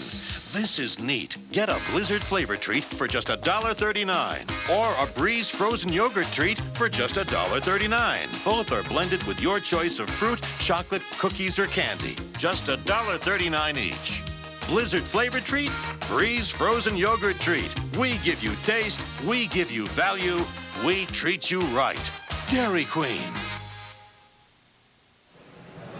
And on our TCF Bank scoreboard, the Moorhead Spuds got a couple of counters there in the second period. A lot of speed on that team. First-time entrant, putting on a good show and leading Rochester Mayo after 2 periods of play, but the Spartans will have something to say about it in the third. Our guest at this intermission, as Brian Bonnen joins me once again, is Ted Brill, who's the general manager of the Maroon and Gold High School All-Star Game Series. And Ted, a lot of history in this event. How many years have you been doing it? And just maybe you can explain a little bit the background of qualifying. It's basically the Maroon and Gold High School All-Star Series is sponsored by the Minnesota Amateur Hockey Association and the Minnesota High School Hockey Coaches. And we've been doing it for about 9 years now, and it's an opportunity for us to showcase the best, what we think is the finest high school talent in the United States. And by doing it, we have a 3-day training camp, and then we have a 2-game series, and essentially all the scouts are there. We have over 100 scouts coming to the games each time. Makes it interesting, too, because unfortunately, I think these kids get drafted as high school players by the pros, and we still haven't, many of them, decided on what they're going to do in terms of college or junior play, but that makes for interesting in terms of having a lot of people watching them, both professional scouts and collegiate scouts. Oh, yeah, it's a great opportunity for the kids. You know, usually coming in, there will be 10 or 12 kids that are already committed. But, you know, last year we sent 27 to Division I, so there's a lot of good things come out of our series. Now, Mr. Brill, usually the Maroon and Gold has been a series that takes place first up north and then in the cities. Now, this year it's moved to Rochester for the second game. Is there any reason that came about this year? Well, we just tried to move, Brian, we tried to move the game around so that everybody gets a look at it. Ultimately, we'd like to have the series in maybe someplace like the Met eventually, but we're still building our show. All right. There are some remarkable numbers in terms of players who have played in the Maroon and Gold and gone on to play collegiately. What were they? You shared some of those. Well, in the last 8 years, we've had 345 participants, and 162 of those kids have gone on to play Division I hockey. That doesn't even count the kids that went to play junior and then went to Division I, or the kids that played Division III. So, you know, the goal is to expose the kids for advanced levels in hockey, and if we get some scholarships out of that, that's just great. How many players will be participating this year, and when will we know the names? We'll know the names Saturday night. I can tell you one name. He's standing right to my left. He'll be in Grand Rapids. But I forget what you said. Yeah, just win and... Oh, okay. Well, Friday, they come into Grand Rapids the 24th, 3-day training camp. Then Friday night in Grand Rapids, the 27th at 7:30, and then the following night in Rochester at 7:07. And now there could be a conflict for the Brill family, we should point out. Son John is a member of the Gopher squad that will be playing North Dakota this weekend, so we know where you'll be there. But let's see, the 27th to 28th, that's Detroit. That's Detroit. Yeah. We won't ask for a decision right now from Ted Brill. We'll be back with more from the State High School Hockey Tournament. It is Moorhead leading on the Menard scoreboard 2-0 after 2 periods of play. First game, Tier 1. Excellent. Okay. Minnesota, hail to thee, hail to thee. We got it all in Minnesota. We got it all. You can feel the freshness, little things that mean the most to you. We've got it all, Minnesota, and you've made Coke a part of it all.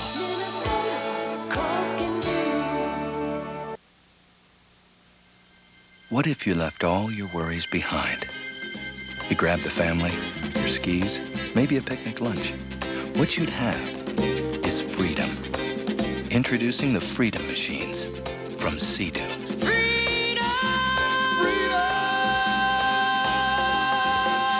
For your nearest Sea-Doo watercraft dealer, check your local Yellow Pages or call toll-free 1-800-882-2900. Tired of the megastore runaround? Then come to Don's Appliance and TV, where you'll find friendly, knowledgeable salespeople. Don's features free extended warranties, expert delivery, installation, and service, and Don's low price guarantee. Plus, we carry only the top brand names, like Maytag #1 consumer preferred washers and dryers, or this 3-level wash Maytag Jet Clean dishwasher with Maytag's famous dependability. Don's Appliance and TV, megastore prices without the runaround, in Richfield, Columbia Heights, and Burnsville. At last, the warming sun breaks through amidst the gentle showers. This then is spring, and with it comes the Toyota Spring Drive Sales Event. Your Toyota dealer is ready to make you a deal on a great Toyota truck with huge factory-to-dealer incentives and option package savings like $900 on 4Runner. Spring is here, and now's the time to see your Toyota dealer. This will indeed be a joyous spring. I know what you do for me, Toyota. We've played 2 periods of our first game in Tier 1. Moorhead broke open a scoreless duel with 2 goals in the second period. Highlights of those goals coming up. But first, we remind you that Toyota and the Minnesota Toyota dealers have gotten together to sponsor a special event this year. They're giving away the use for the 3rd straight year of a brand new Previa van to the high school with the most school spirit. Entries have come from all over the state, and the panel of judges have selected as a finalist Minneapolis Roosevelt for the Toyota School Spirit competition.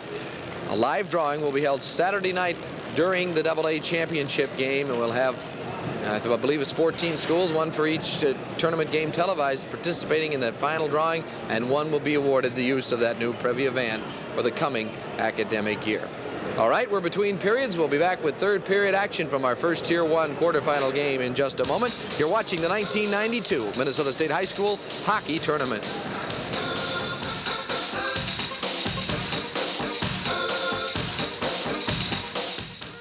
This Family Works moment is brought to you by McDonald's.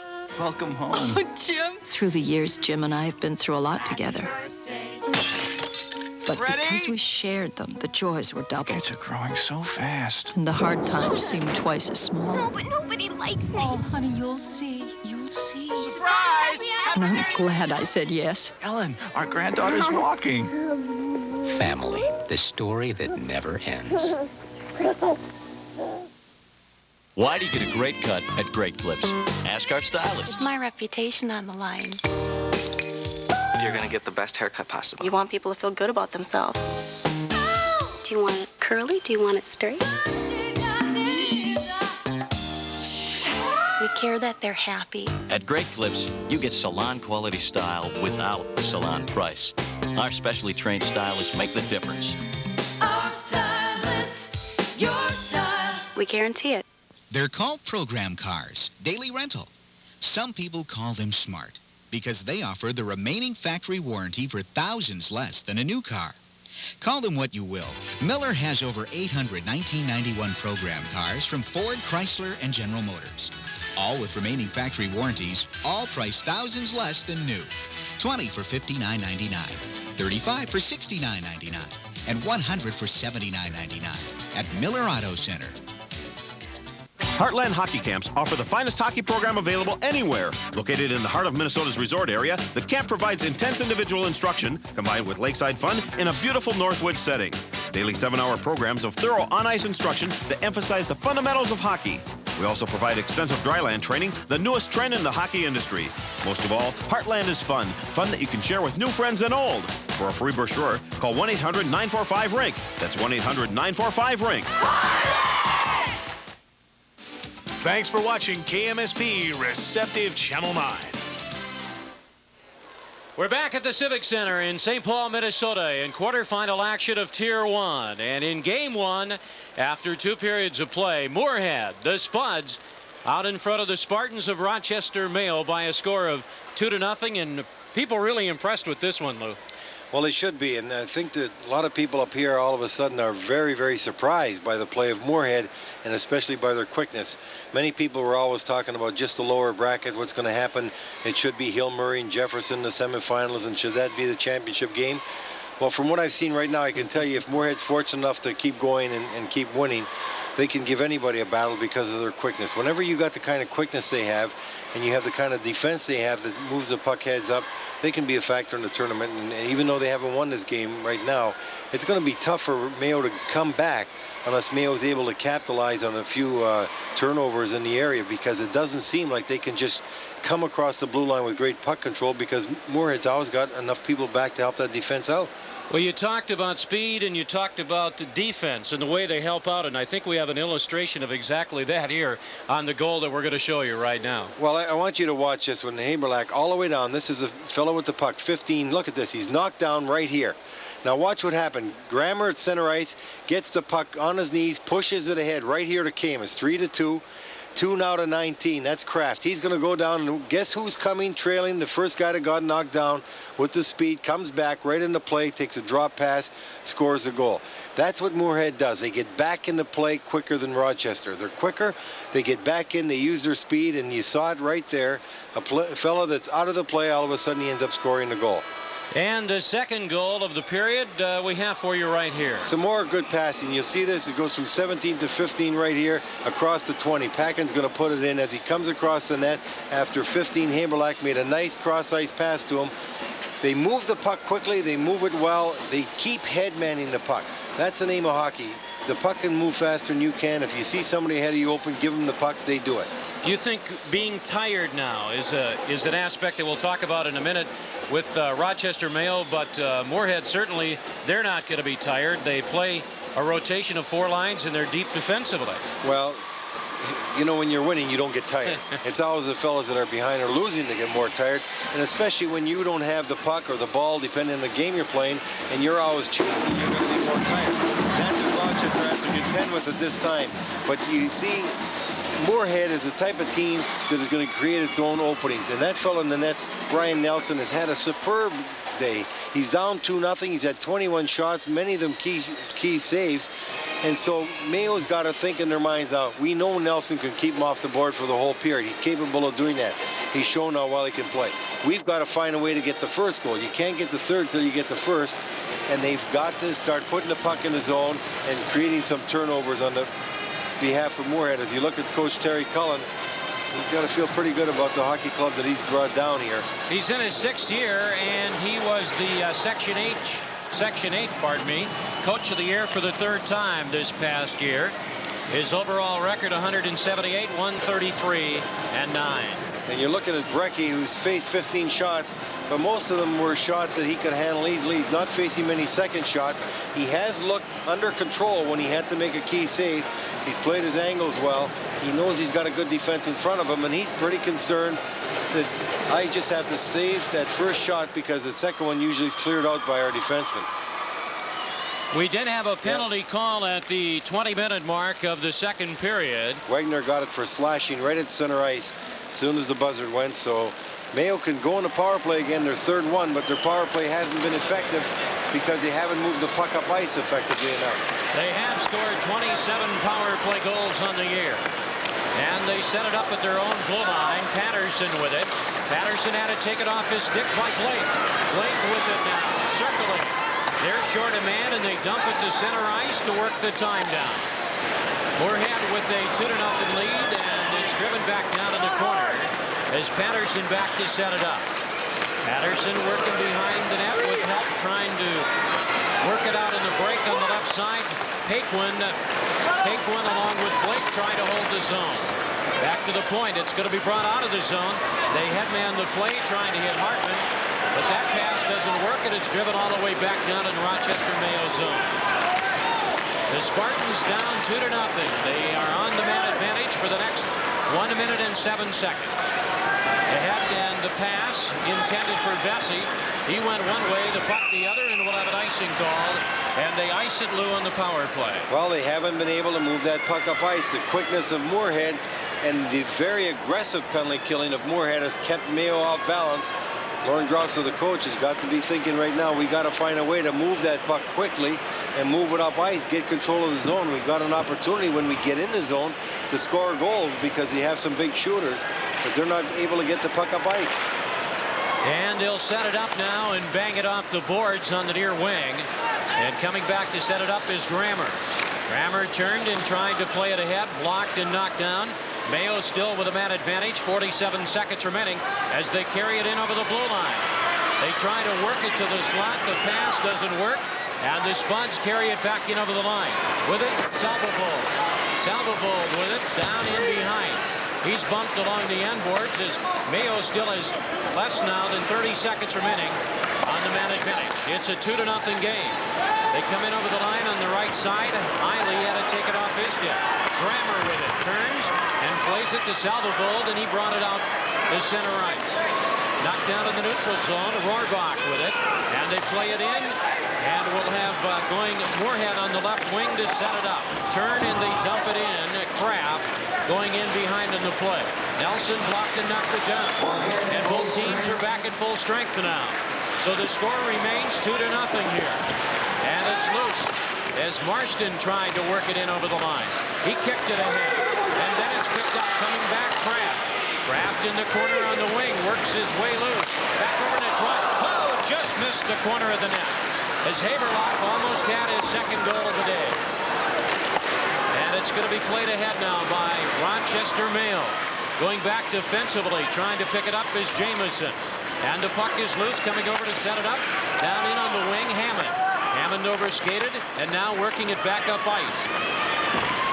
Kraft with it, turn to center ice on the play ahead. Whistle, and we'll have a stoppage of play.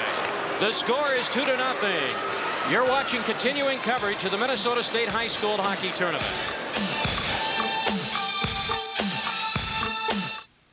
Pass it on. Take your best shot and save on Magic Chef. Only a Warner Stellian, your appliance specialist. A real close offside. Camus on the right side with Haberlick coming over the blue line, and you look right there and it really says he's not offside, but the linesman on the blue line called it, nullified a good 3-on-2 opportunity for Moorhead. And it's going to be set up now in this 2-0 game. Wing had never crossed the line. The puck had got over before even 1 foot of Camus has gone across that line. That was really close, wasn't it? And Moorhead trying to set it up, but Rochester Mayo turns and they carry it back in over the line. Trying to work it in is Smith. Smith, their big point man, has been shut down here. So is his teammates. And the puck is loose, coming up ice. With it is Blake. Blake and Paquin. It is Blake chasing it down to the corner, skates in behind the net. Blake with it now, trying to work it to Paquin. Paquin passed it off the boards. That's broken up, and Patterson tried to hit Mark Smith on the lead. And going back to Spuds to set it up on the wing to Marston. Breaking it up ice on the lead, DiFiore. Coming in over the line with it is Arnold. Arnold with a drive, blocked and knocked down, and cleared back up ice. Here is Smith, one-on-one. Smith moving in, and he was tied up and taken down by Marston. Marston, and no penalty call. I think the fans that follow that club thought there should have been one. No, Marston played him pretty well. He just nullified him just by getting him off the puck, and he did it legally. Salvovold in behind with Arnold trying to set it up. And we have a 2-0 game here with 10:49 remaining in the third period. Moorhead is out in front, backing up at the line. Here's Arnold trying to work his way through. Shot! Caught it, a second one, and the follow, and the goal is scored. It goes to Jacobson, I believe. It would be goal number 3 of the year, and it's a 3-0 game. Jacobson right on the doorstep after Arnold's shot. The puck just squirted loose from Nelson. Jacobson was going by, but he's got a long enough reach. Watch this, 5. Is Arnold taking the shot? The puck is going to just squirt through. Look at Jacobson, long reach, just enough to beat Nelson and put it away. But that's what Moorhead did right there. Go to the net. Jacobson goes to the net. His long reach permits him to get that puck, even though it's passed, and real quickly put it behind Nelson. And that gives him a 3-0 lead with 10:39 to go. Salvovold also picked up an assist there on that goal, and it's now the 3-0 lead that Lou just mentioned with 10 minutes and 30 seconds remaining. Back it up the line. Here's Schneider on the drop, and the shot by Lechby is kicked up out of play.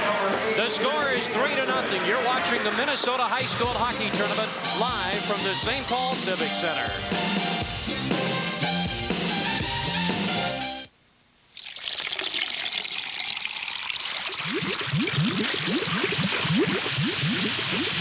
Unlimited cups of coffee, now at Perkins. Good quality shot by Chad Lechby from the slot area. Brecky looking sharp in the nets. Not tested too often today in the nets for Moorhead, but he makes a good save there. And Lechby, Schneider, and Hiley are out. There's the drive, and Brecky kicked out another one. Loose on the wing on the left side. We have 10:14 remaining in the third period.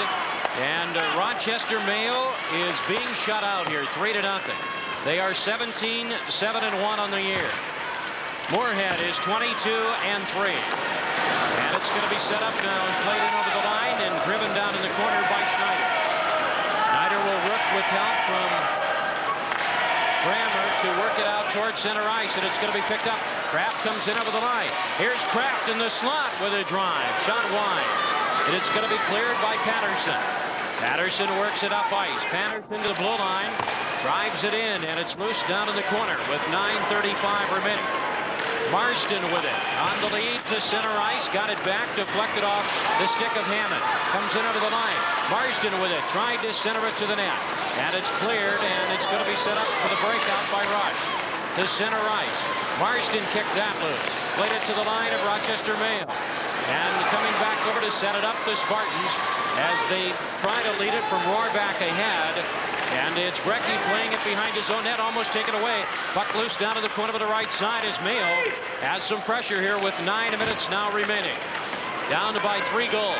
And roaring out of the zone comes Blake. Blake weaves his way in over the line. Here's Blake, tried to work around the defenseman Hicks, but it was taken away. Back up ice now, back defensively. Jamison alone, the shot. Kicked out by Brecky, and the rebound is cleared. And DiFiore angles at center ice to Paquin. Paquin comes in over the line. On the drop to Blake. And it's broken up as they tried to move it in the slot. Turned away by Mayo. They angled it off the boards on the near side, but a check throw in there by Jacobson as they tried to lead it ahead. 8 minutes, 23 seconds, moving it in on the right side. In the slot, trying to get off the backhander. An effort by Paquin, but he couldn't get off the shot loop. The score is 3-0, and you're watching the Minnesota State High School Hockey Tournament.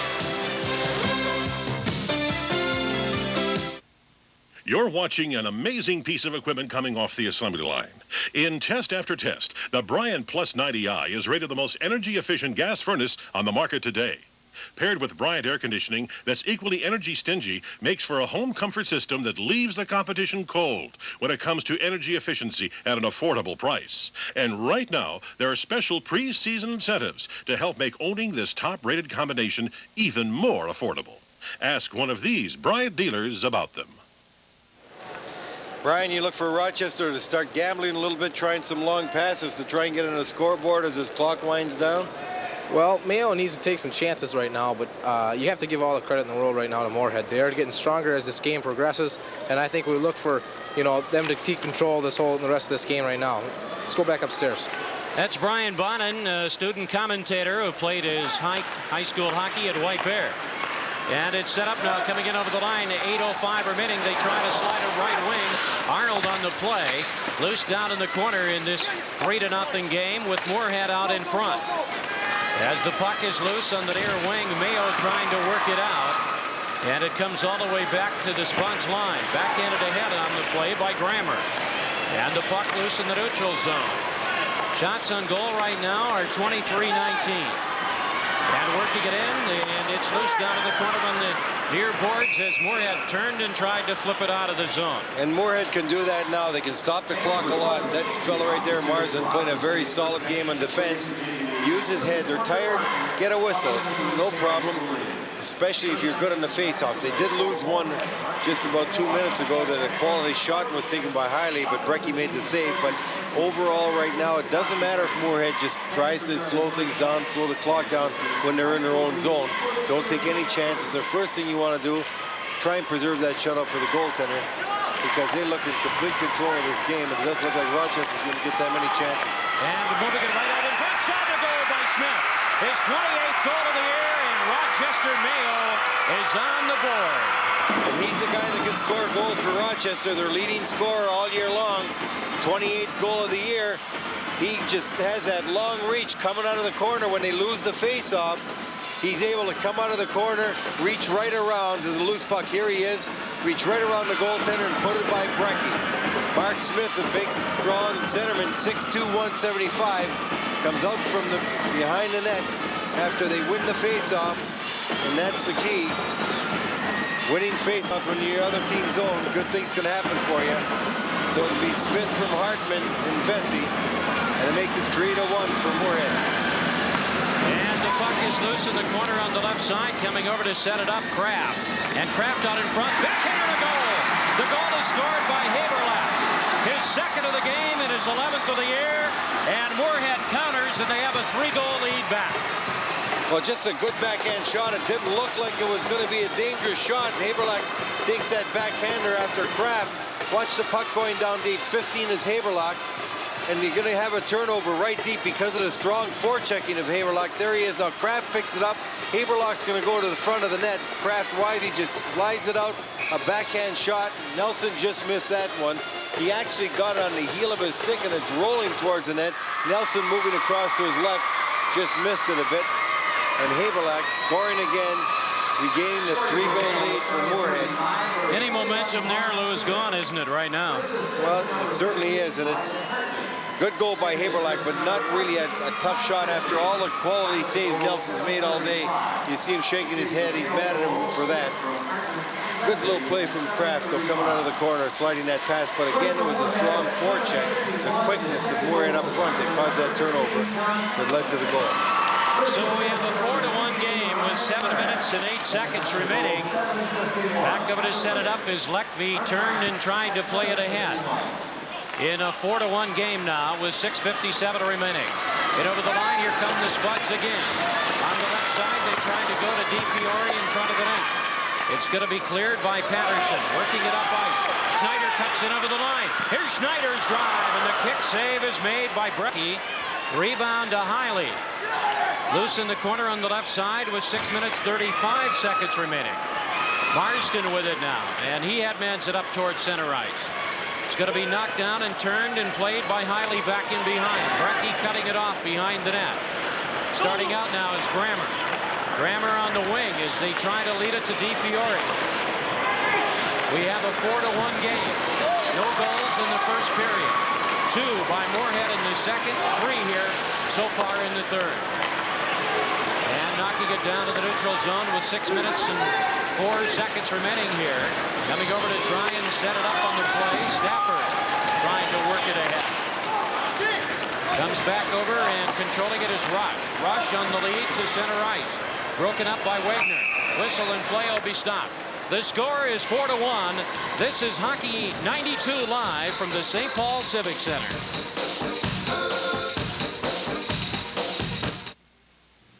happens in the spring?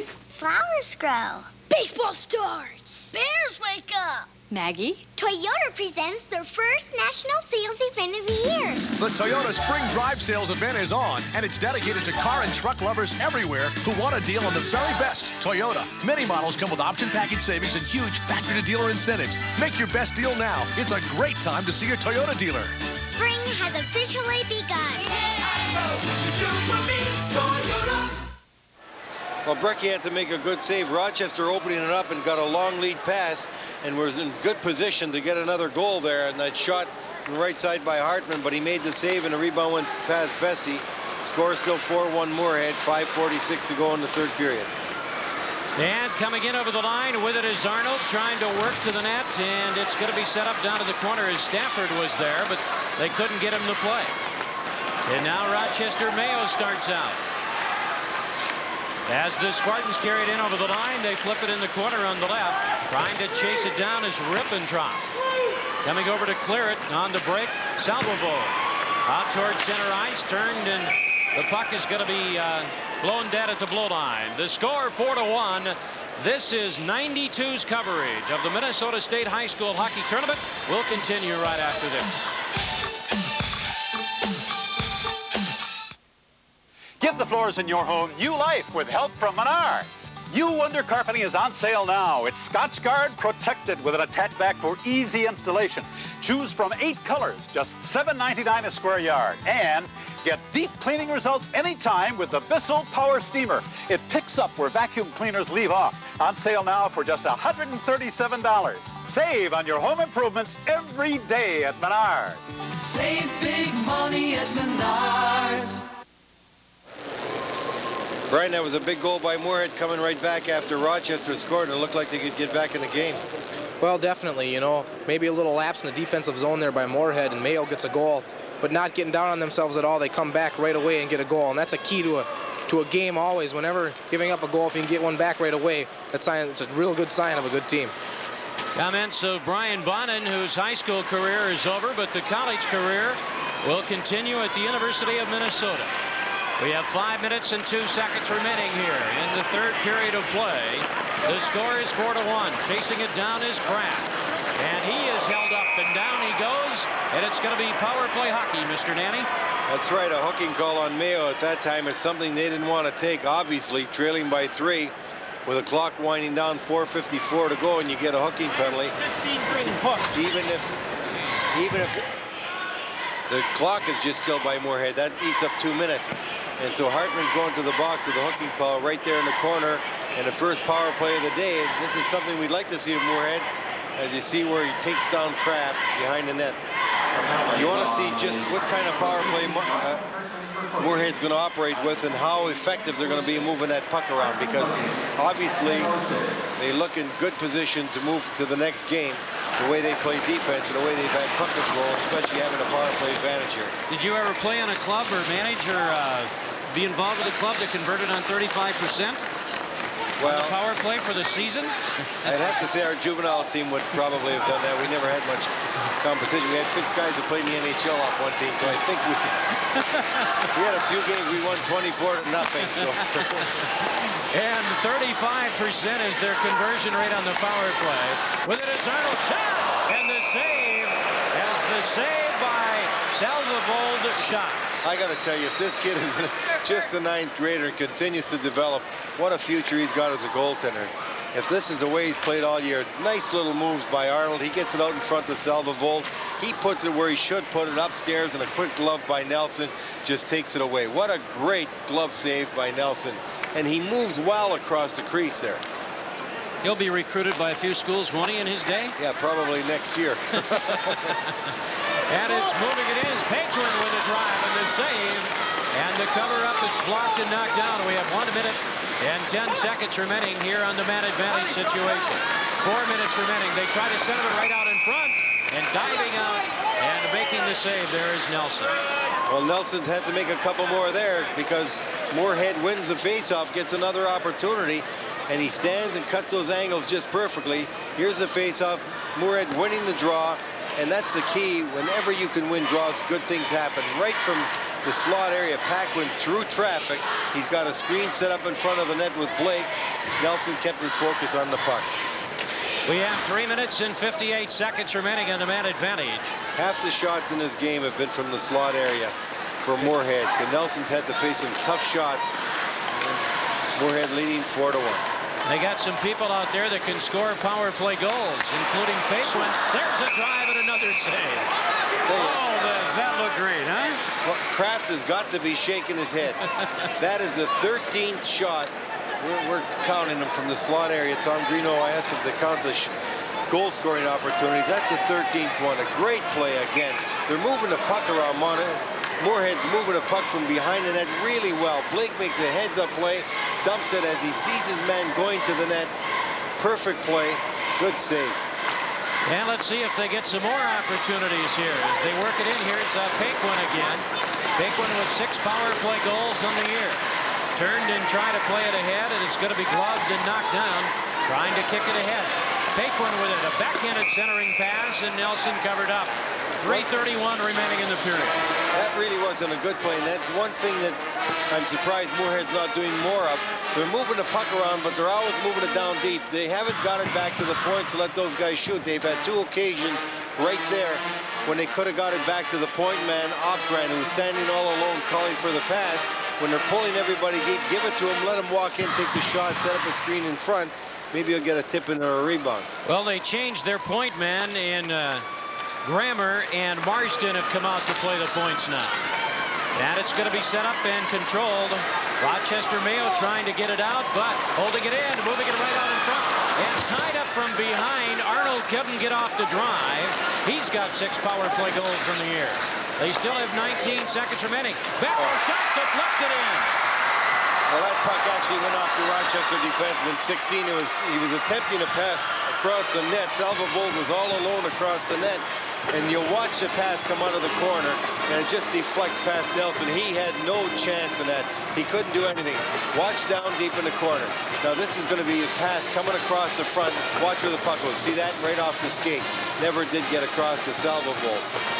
Tough chance for Nelson. You can't do anything in a case like that. The score is now 5-1, and Moorhead will move on to the semifinals in Tier 1. I think Jacobson will get credit for the goal because he passed it out of the corner. Yep. And they're going to assist will probably go to Grammer. Will get an assist on Arnold. And if it does, officials moving it in. Shot the goal by Kraft. They're coming in bunches now. The 7th of the year for Kraft, and it's a 6-1 game. Well, you can take that one right back to the faceoff and run it because that was just Kraft all alone. Some great plays. He comes right down through the defense, just walked right through them, and he makes a great move. Kraft is 19 in the middle.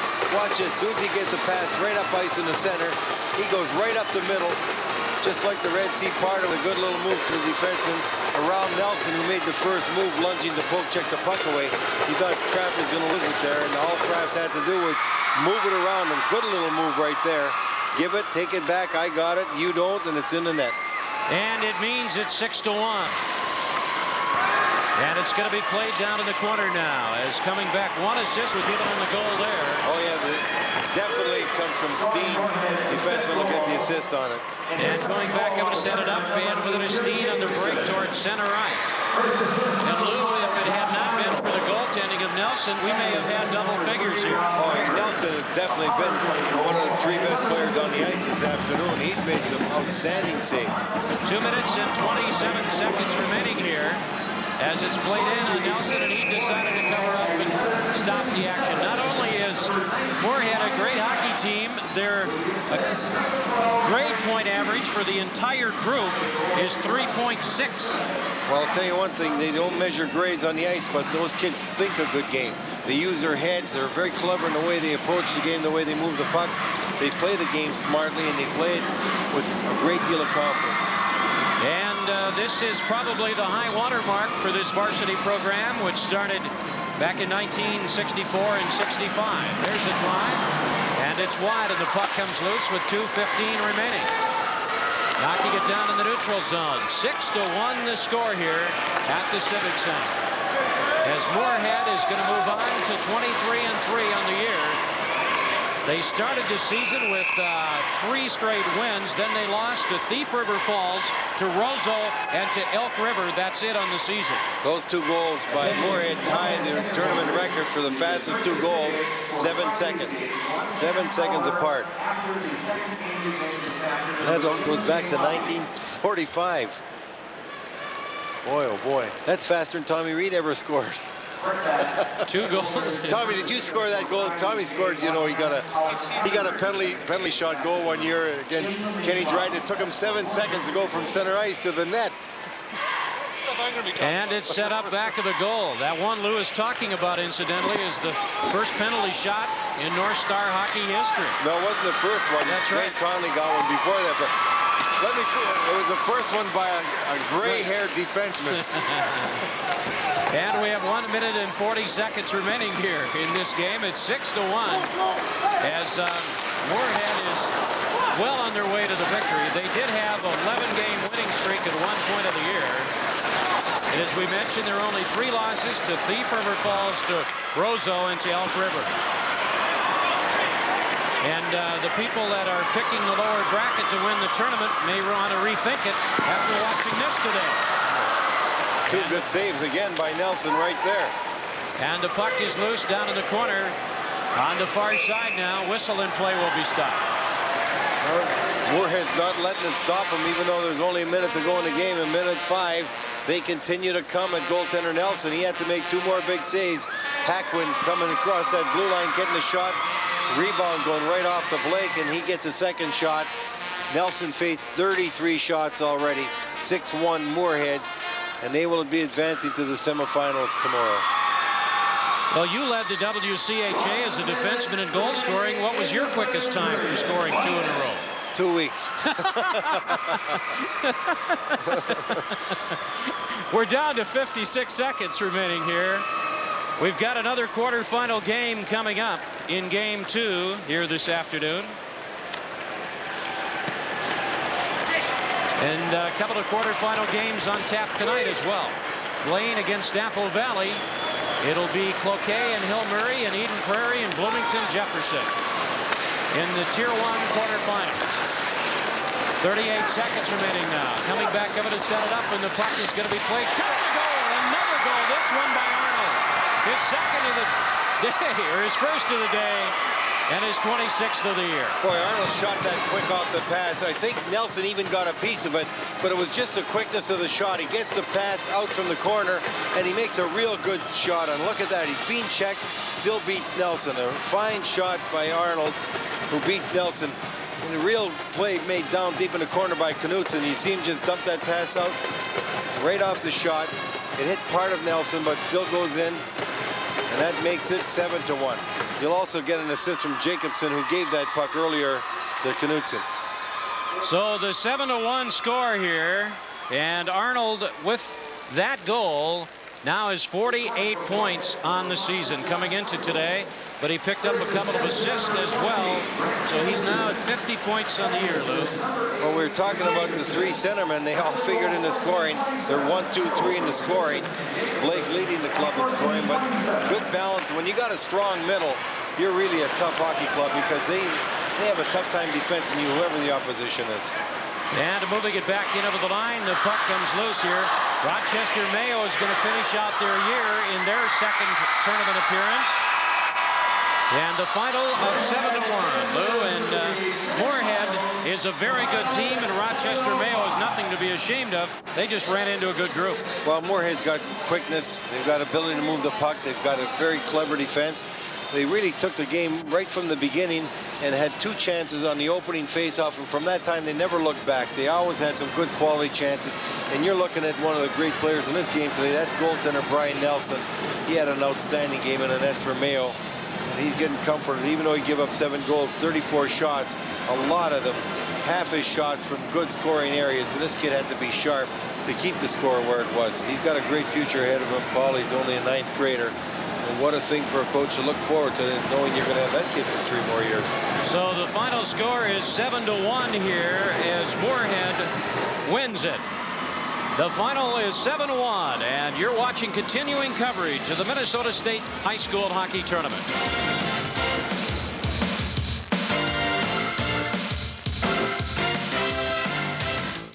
They're called program cars, daily rental. Some people call them smart because they offer the remaining factory warranty for thousands less than a new car.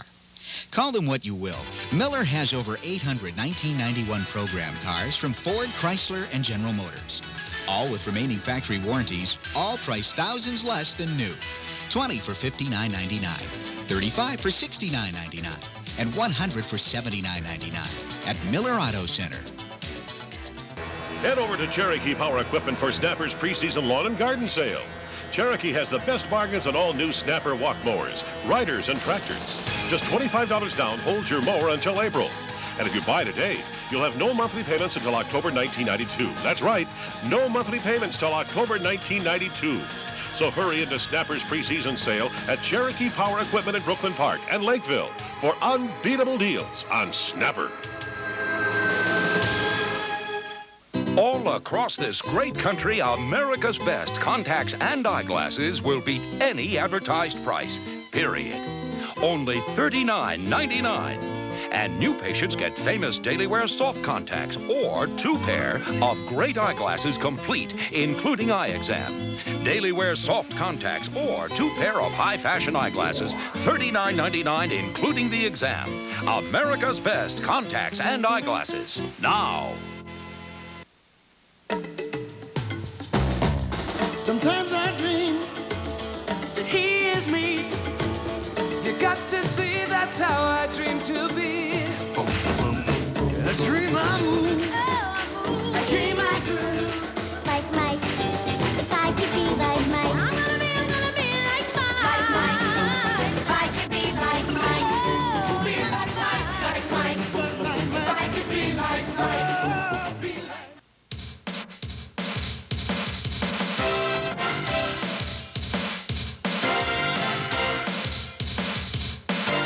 The 1992 Minnesota State High School Hockey Tournament has been brought to you by Menards, helping families build America's heartland for 32 years. Save big money at Menards. By your Twin Cities Toyota dealers. I love what you do for me, Toyota. And by TCF Bank, banking the way you want it.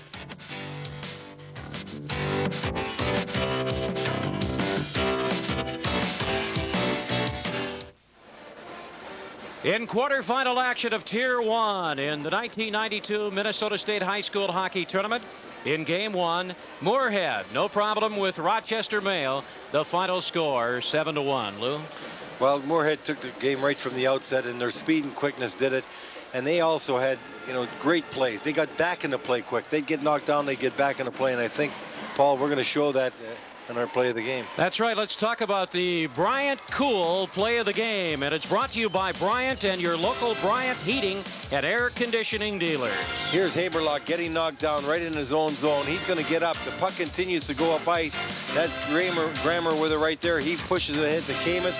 Camus gives it to Kraft here. And who's going to be coming? The fellow that was knocked down originally, Haberlock, takes a good drop pass and is able to beat Nelson, coming across with a great forehand move to put it away. That's a good Brian Cool play of the game. I think that was the best play of the game. And they're a pretty cool group, aren't they?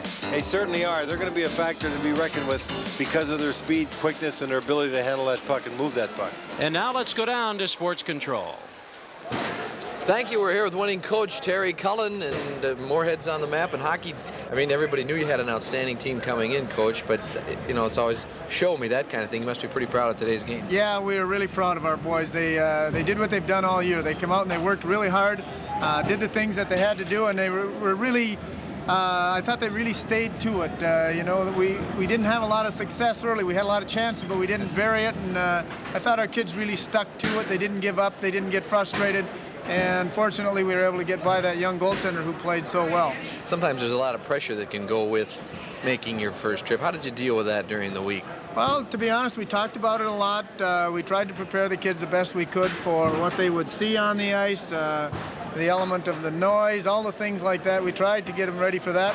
And we told them that the pressure was really off because the major pressure is getting here, and we've already gotten that behind us. So our kids, I thought, were a little bit tentative, a little bit nervous. I thought we handled the puck not quite as well as we usually do early in the game, but I thought we got over it. And in the third, I thought we held the puck kind of like the way we usually do. Now, Coach, you have a lot of young players on this team, and your top 3 scorers are the 3 centers of the first 3 lines. Now, do you think it's been a key to your success to have 3 strong lines that can come at each team, you know, equally? Undoubtedly, Brian, undoubtedly that has been a great asset to our team, and we've often had a lot of success in the third period because teams have a difficult time going, you know, with us in the third period. I thought tonight now they went with 2 in the third period, and I thought that was a great deal of difference as it turned out. I thought they struggled to keep up with us in the third. This program in Moorhead, tell us a little bit about watching its development and where it's come to today. It looks as sound as anybody. It is as strong as anyone's. We have thousands of people in Moorhead that work very hard, and you know, to see us get a little success here in the state tournament is just a little reward for those people, because we have a strong program. Our peewees, our bantams have been strong for years, and I think they will be strong for years to come. Congratulations, Coach. You do a good job watching Blaine and Apple Valley here. Thank you much. It'll be enjoyable. Okay, we'll look for Terry Cullen and his Moorhead Spuds tomorrow night. They are the first Tier 1 team to advance to the semifinals in the state tournament this year. Blaine and Apple Valley coming up, but there's your final score on the TCF Bank scoreboard. Moorhead rolling over Rochester. Mayo with a late surge, 7-1. You're watching continuing coverage of the 1992 Minnesota State High School Hockey Tournament. This Family Works moment is brought to you by McDonald's. Sometimes going off to school can be kind of lonely. And if Mom or Dad works, it's a long day until everyone is together again. A day full of short stories, long meetings, and complicated numbers that don't always add up. Despite a busy schedule, there's time to pack a little surprise and share a special feeling even when you're apart.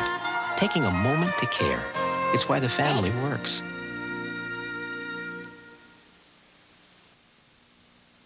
When that craving hits for the delicious taste of that famous hamburger, there's no stopping the urge. You've just got to satisfy it with the award-winning hamburger only at Lion's Tap. Rita Amborn, hairstylist for the 90s.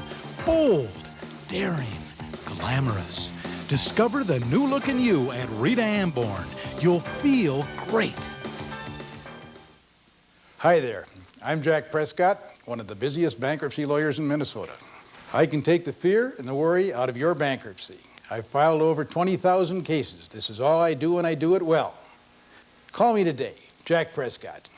When you demand the quality of a Maytag appliance, visit Dependable Maytag, the Twin Cities' only complete Maytag showroom, offering the best deals on America's favorite appliances. Sales, service, and installation. Dependable Maytag. Now, here's another great moment from past tournament action. Troy Kuzi, a junior wing for Grand Rapids, gave this outstanding performance to open the scoring on a surprise goal during the 1990 championship game between Grand Rapids and Roseau. These great clips are sponsored by Great Clips for Hair. Come into one of the 56 Minneapolis-St. Paul Great Clips. For the one nearest you, call the connection at 922-9000.